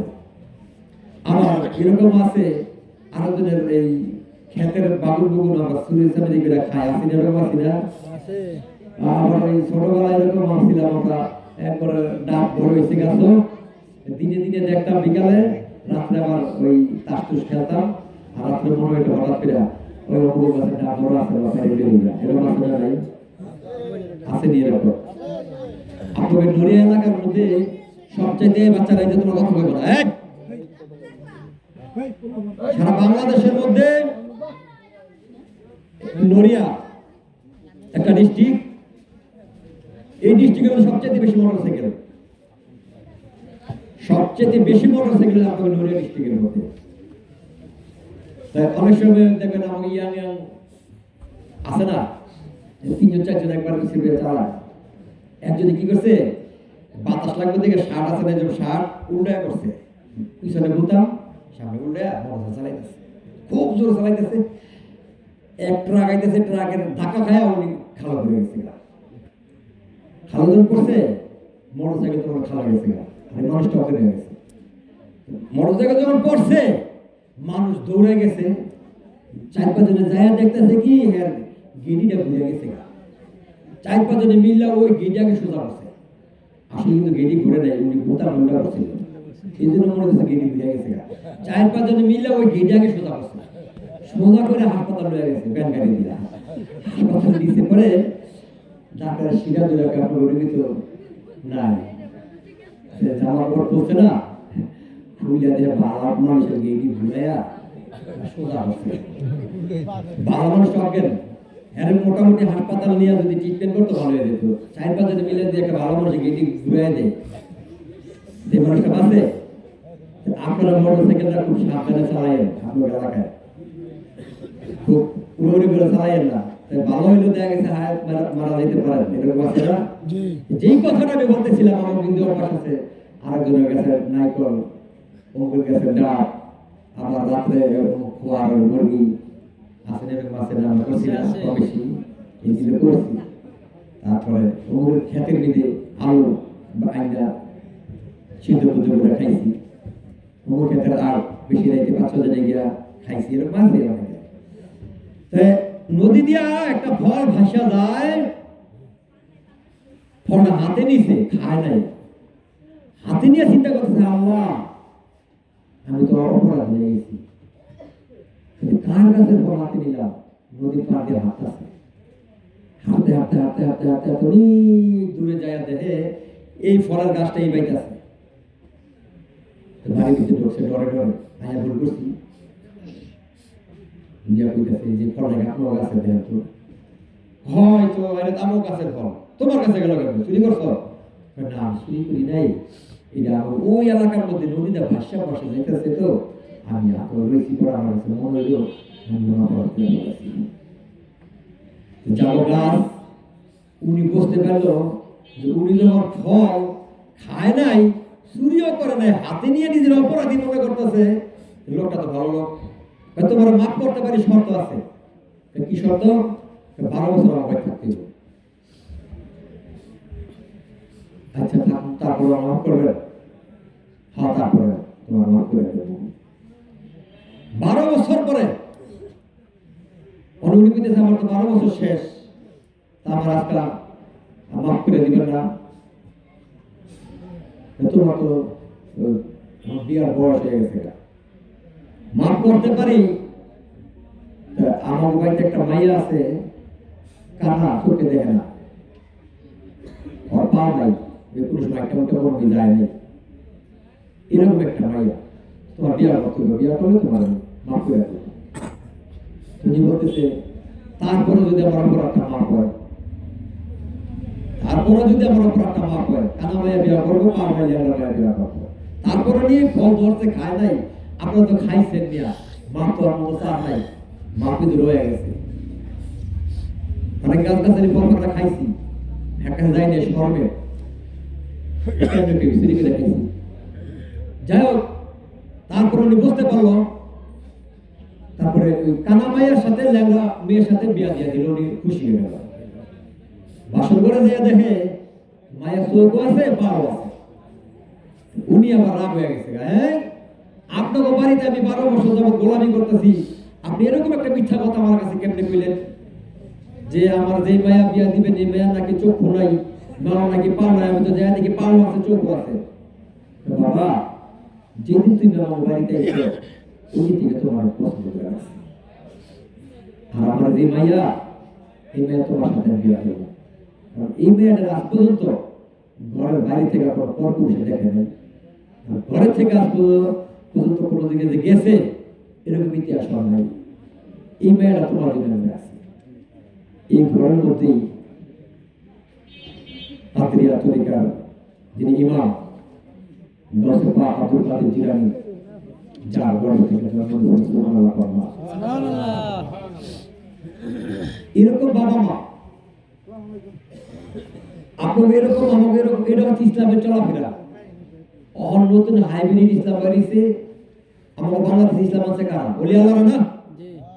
শাহজালাল শাহপরান 360 আউলিয়া, 12 আউলিয়া সহ এই বাংলাদেশের মধ্যে সর্বপ্রথম ইসলাম আনছেন একমাত্র ওলি আল্লাহরা। তাদের ইসলামই হচ্ছে প্রকৃত ইসলাম। বর্তমানে হাইব্রিড ইসলাম চালু হইতে চাইতেছে। হাইব্রিড ইসলাম কোনটা? ভেন্না মাথা ভেঙে যাইতেছে, যার মাথা ভাঙে কি অপরাধ করছে। এত কবরের নিচে আছে, এত কোনো অপরাধ নেই, এর জন্য ইয়া অসম্মানী করতেছে। এতে কি আমাদের সম্মান, ইসলামের সম্মান বাড়তেছে? সাধারণ একটা মাথায় সাধারণ দৃষ্টিতে করতো, আসলে কি সম্মান বাড়তেছে আমাদের? জোরে জোরে কেন সম্মান কি বাড়তেছে? অন্য অন্য ধর্মের যারা ভালো কইতেছে, সব ধর্মের মানুষ জানে ইসলাম হচ্ছে শান্তির ধর্ম।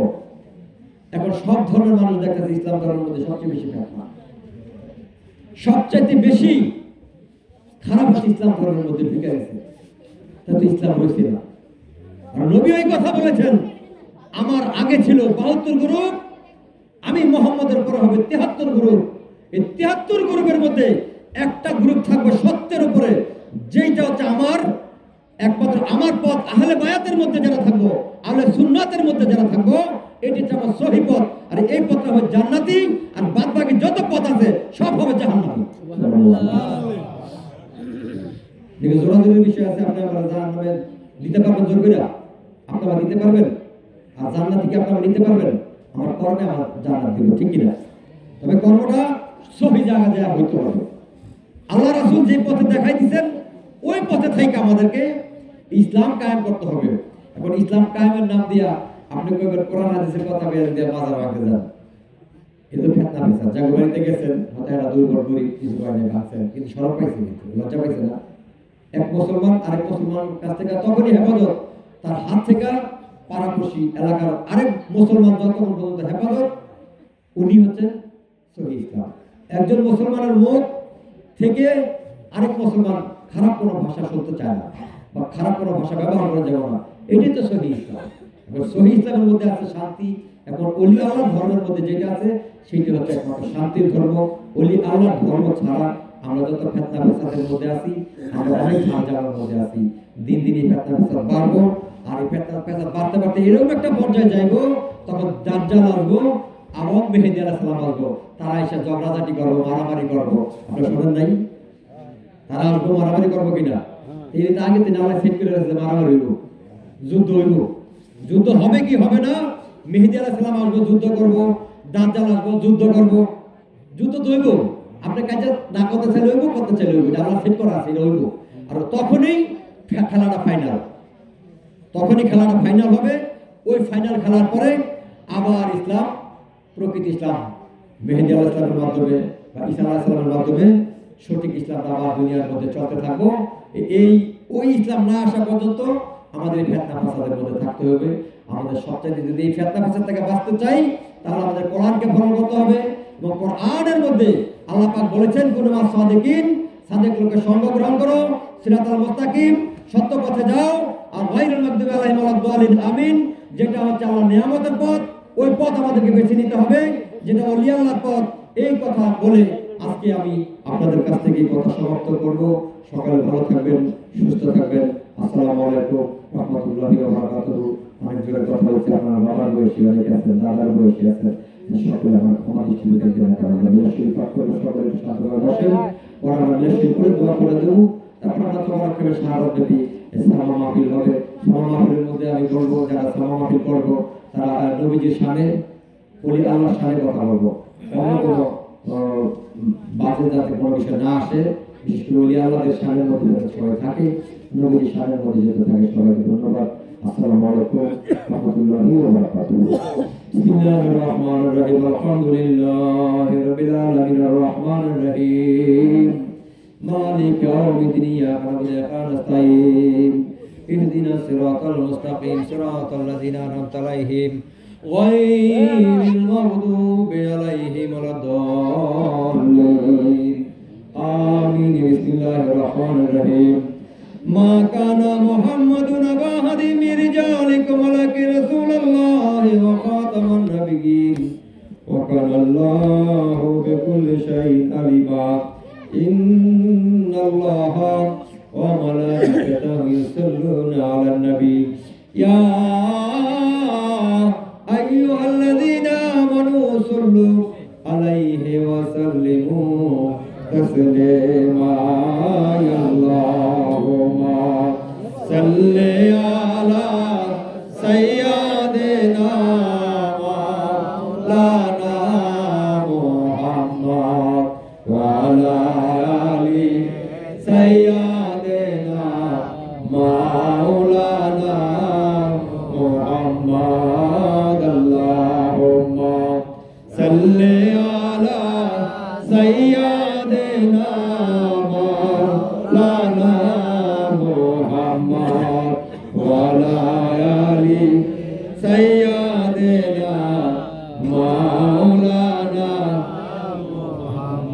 যে ইসলাম রবি হাবিব আল্লাহর শেষ নবী নত শিরে তোমায় সেবি মোহাম্মদ ইয়া রাসূলুল্লাহ আল্লাহুম্মা সাল্লি আলা সাইয়্যিদিনা মাওলানা মুহাম্মদ ওয়া আলা আলি সাইয়্যিদিনা মাওলানা আউয়ালে আখেরে তুমি জাহেরে বাতনে তুমি মানব কুলের মুকুট তুমি মুহাম্মদ ইয়া রাসূলুল্লাহ আল্লাহুম্মা সাল্লি আলা সাইয়্যিদিনা মাওলানা মুহাম্মদ ওয়া আলা আলি সাইয়্যিদিনা মাওলানা মুহাম্মদ ইসলামের বাণী লয়ে এসেছিলেন জগতে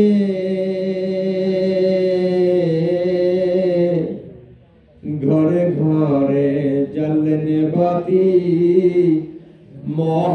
মহব্বতের আলোতে আল্লাহুম্মা সাল্লি আলা সাইয়্যিদিনা মাওলানা মুহাম্মদ ওয়া আলা আলি সাইয়্যিদিনা মাওলানা আহলে বায়াতের কথা করিলেন নবী প্রচার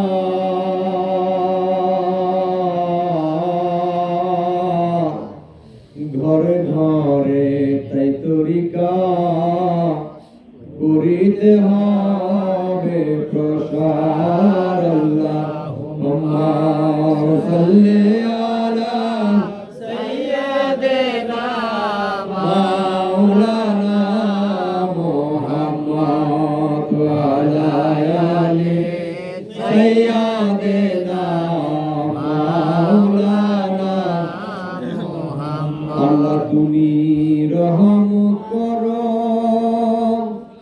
নসিব করো মদিনা আমার দয়াল নবীকে না দেখাইয়া কবরবাসী কইর না আল্লাহুম্মা সাল্লি আলা সাইয়্যিদিনা মাওলানা মুহাম্মদ ওয়া আলা আলি সাইয়্যিদিনা মাওলানা বিসমিল্লাহির রহমানির রহিম তামান্না শাহরাল মাসুরা কুলমারিয়াতু ওয়া ফি al-madinati sharifati murabbati abu abdullah wa kana qad istajaba qalban yadminatu afati min ajari wa qashatim sharin zakima wa nashqa wa shaqwa walamma tabba min hamla raditi shati ashrin kamaria wa ana li zamani jaliyanhu sada hadiratun mahulalatun muridiyatiyatun wa li finishwat min al-hadiratul qudsiyah wa qazal maghdum فولدته صلى الله عليه وسلم النور تعالى ولو سما صلى الله على محمد صلى الله عليه وسلم صلى الله على محمد صلى الله عليه وسلم يا نبي سلام عليك يا رسول سلام عليك يا حبيب سلام عليك صلوات الله عليك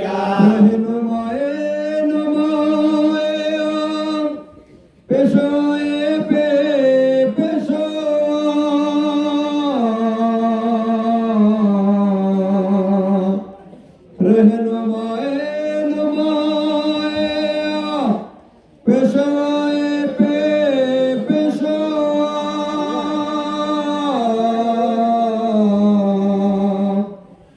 हजते हजाते रवा कुआते बे दस्तफा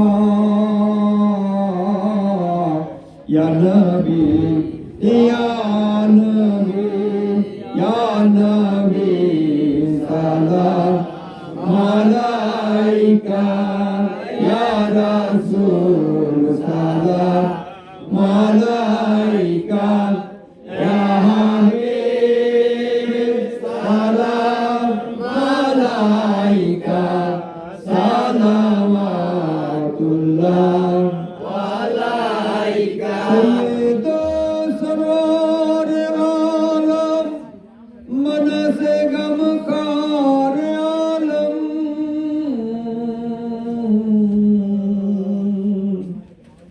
मलिक मुख्तार आलम रौनक बाजार आलम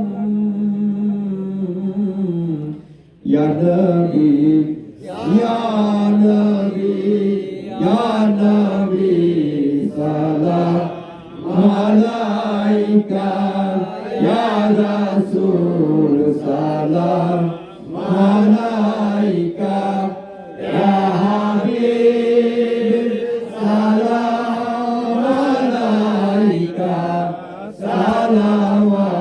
सलावतुल्लाह मलाइका अर्श का कबा Medina फर्श का कबा Medina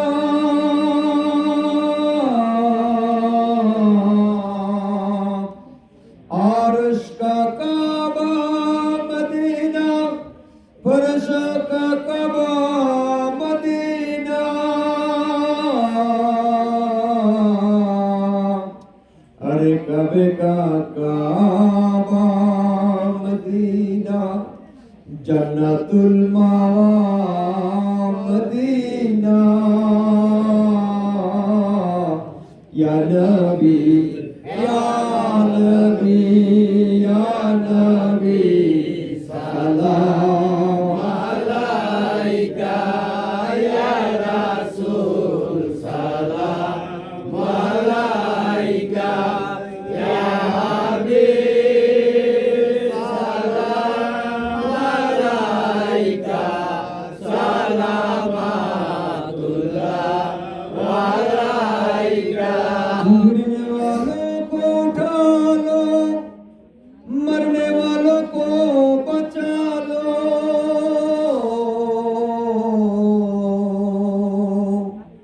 कैद से हमको सुना लो अब मदीना में बुला लो या नबी या नबी या नबी सलाम मलाइका या रसूल सलाम मलाइका या हबीब सलाम मलाइका सलावतुल्लाह मलाइका मलालुना बेकमालिही तशबहत जाबे जमालिही असनात जमीउ खिसालिही सल्लु अलैहि वालिही बलगलुना बेकमालिही कशफत जाबे जमालिही बलगल गुलाम बेकमाली कशफत जाबे जमाली असनात जमियो किसाली सुल्लु अलैहि वालिही अस्सलातु वस्सलामु अलैका या रसूल अल्लाह अस्सलातु वस्सलामु अलैका या हबीब अल्लाह الصلاة والسلام عليك يا شافي المذنبين الصلاة والسلام عليك يا رحمة للعالمين سلام सलाम सलाम सलाम उन पर के जिसने बेकसूं की दस्तगीरी थी सलाम उन पर के जिसने सलाम उन पर के जिसने उम्मत की कारण दिन रात रोते थे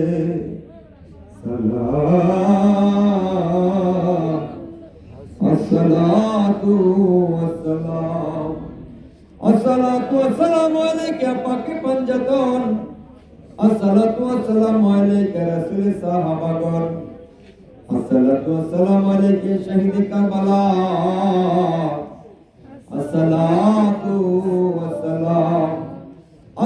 वस्सलामु अलैका चार मजहबेर चार इमाम अस्सलातु वस्सलामु अलैका चार तरीकार चार इमाम अस्सलातु वस्सलामु अलैका वैसी बाबा किबला अस्सलातु वस्सलामु अलैका जान शरीफ शाह सुरेश्वरी हुजूर किबला अस्सलातु वस्सलामु अलैका नूर चांद अब्दुल है किबला अस्सलातु वस्सलामु अलैका जलाल नूरी हुजूर किबला अस्सलातु वस्सलामु अलैका सैयद नूर इकबाल शाह शरीफ आल सुरेश्वरी हुजूर किबला अस्सलातु वस्सलाम अस्सलातु वस्सलाम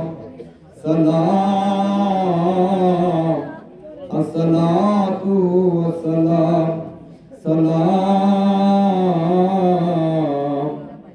अस्सलातु वस्सलाम अस्सलामु अलैकुम व रहमतुल्लाहि व बरकातुहू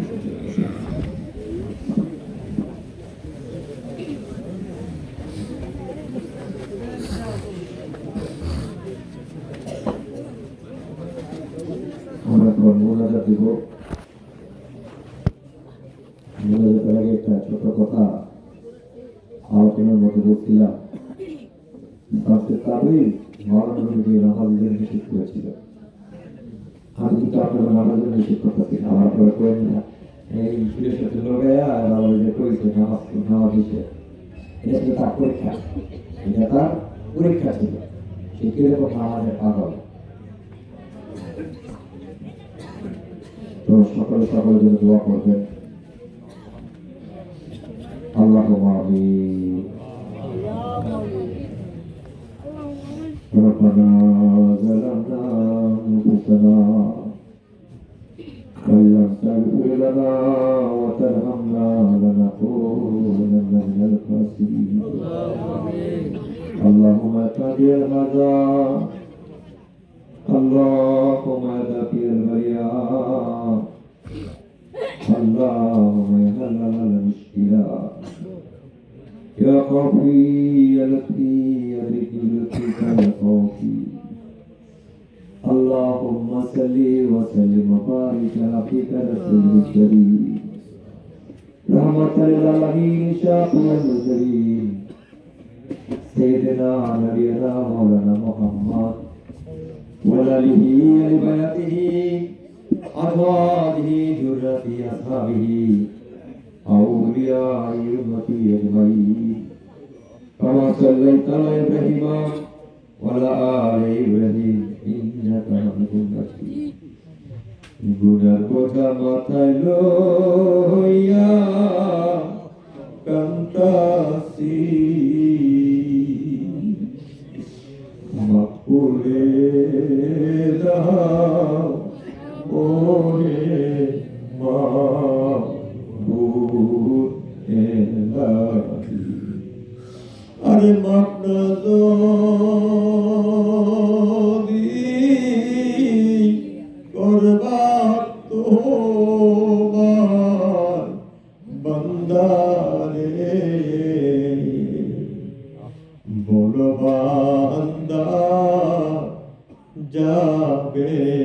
বলো কারধারি আরে গুনার বোঝা মাথায় লইয়া কান্তাছি মাফ করে দাও ও গো মাবুদ ইলাহি মাফ না যদি করবা তুমি কবরে আরে মাফ না যদি করবা গো মাওলা কবরে কবরেতে কেমনে গোথা বই আধারি কবরেতে কেমনে থাকবো আধারি আরে গুনাহ যদি মাফ না করবা হাসরে আরে গুনাহ যদি মাফ না করবা হাসরে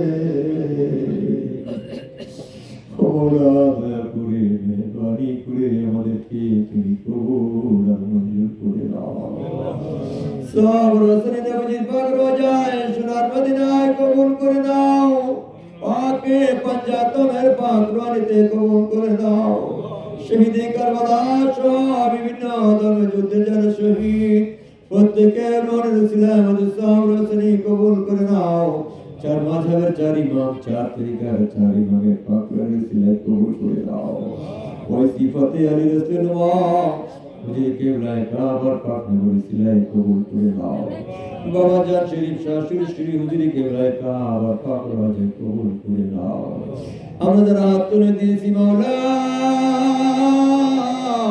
যার যার পীর মুর্শিদ নুরানি পায়ে আমাদের কলবে জারি করে দাও ও মাওলা আমরা যারা হাত তুলে দিয়েছি জানি না কার জানি রে বানাই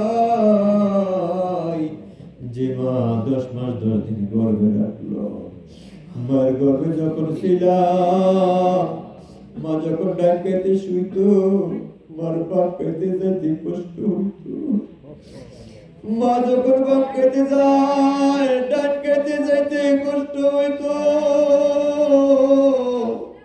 মা যখন বসত দাঁড়াইতে কষ্ট হইতো মা যখন শুইতো মার অনেক কষ্ট হইতো দুনিয়াতে যখন আসলাম মায়ের কলিজায় লাথি মেরে দিয়েছি রে মাওলা তামাম দুনিয়ার কষ্টটা যদি একটা পাল্লায় রেখে ওজন দেওয়া হয় ওই প্রসব ব্যথা যদি আরেকটা পাল্লায় রেখে ওজন দিই ওই দিনের ওজন বেশি ভারী হইয়া যায় জানি না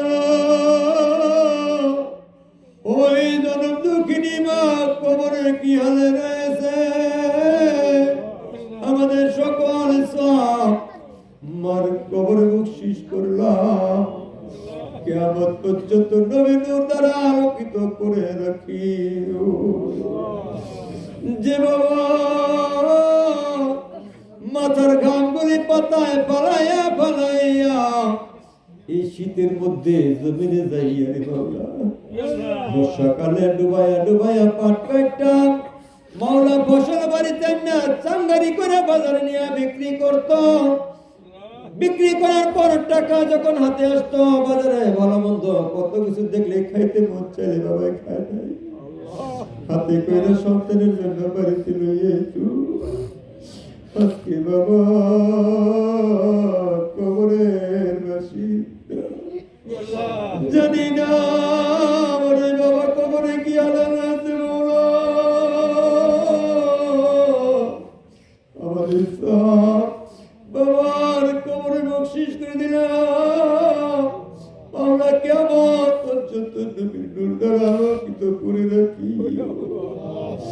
দাদা দাদি নানা নানি পাড়া প্রতিবেশী আত্মীয় স্বজন বন্ধু বান্ধব, বিশেষ করে আমার তরিকতের ভাই বোনদের মধ্যে যারা কবরবাসী হয়ে আছে, প্রত্যেকের কবরে সামরাতারি বকশিশ করলাম, আল্লাহ কবুল করে নাও।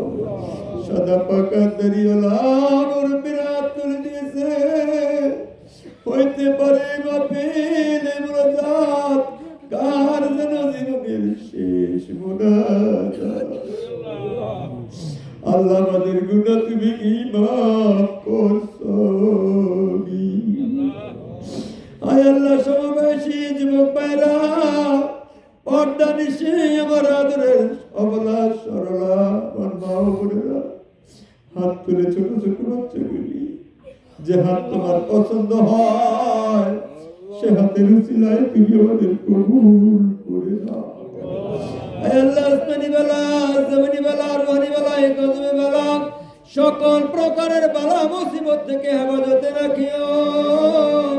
আয় আল্লাহ, মক্কা মদিনা জিয়ারতের তৌফিক দান করে দিও মাওলা। আমরা যেন বেশি বেশি তোমার জিকির করতে পারি সেই তৌফিক দান করে দিও। বেশি বেশি যেন নামাজ পড়তে পারি সেই তৌফিক দান করে দিও।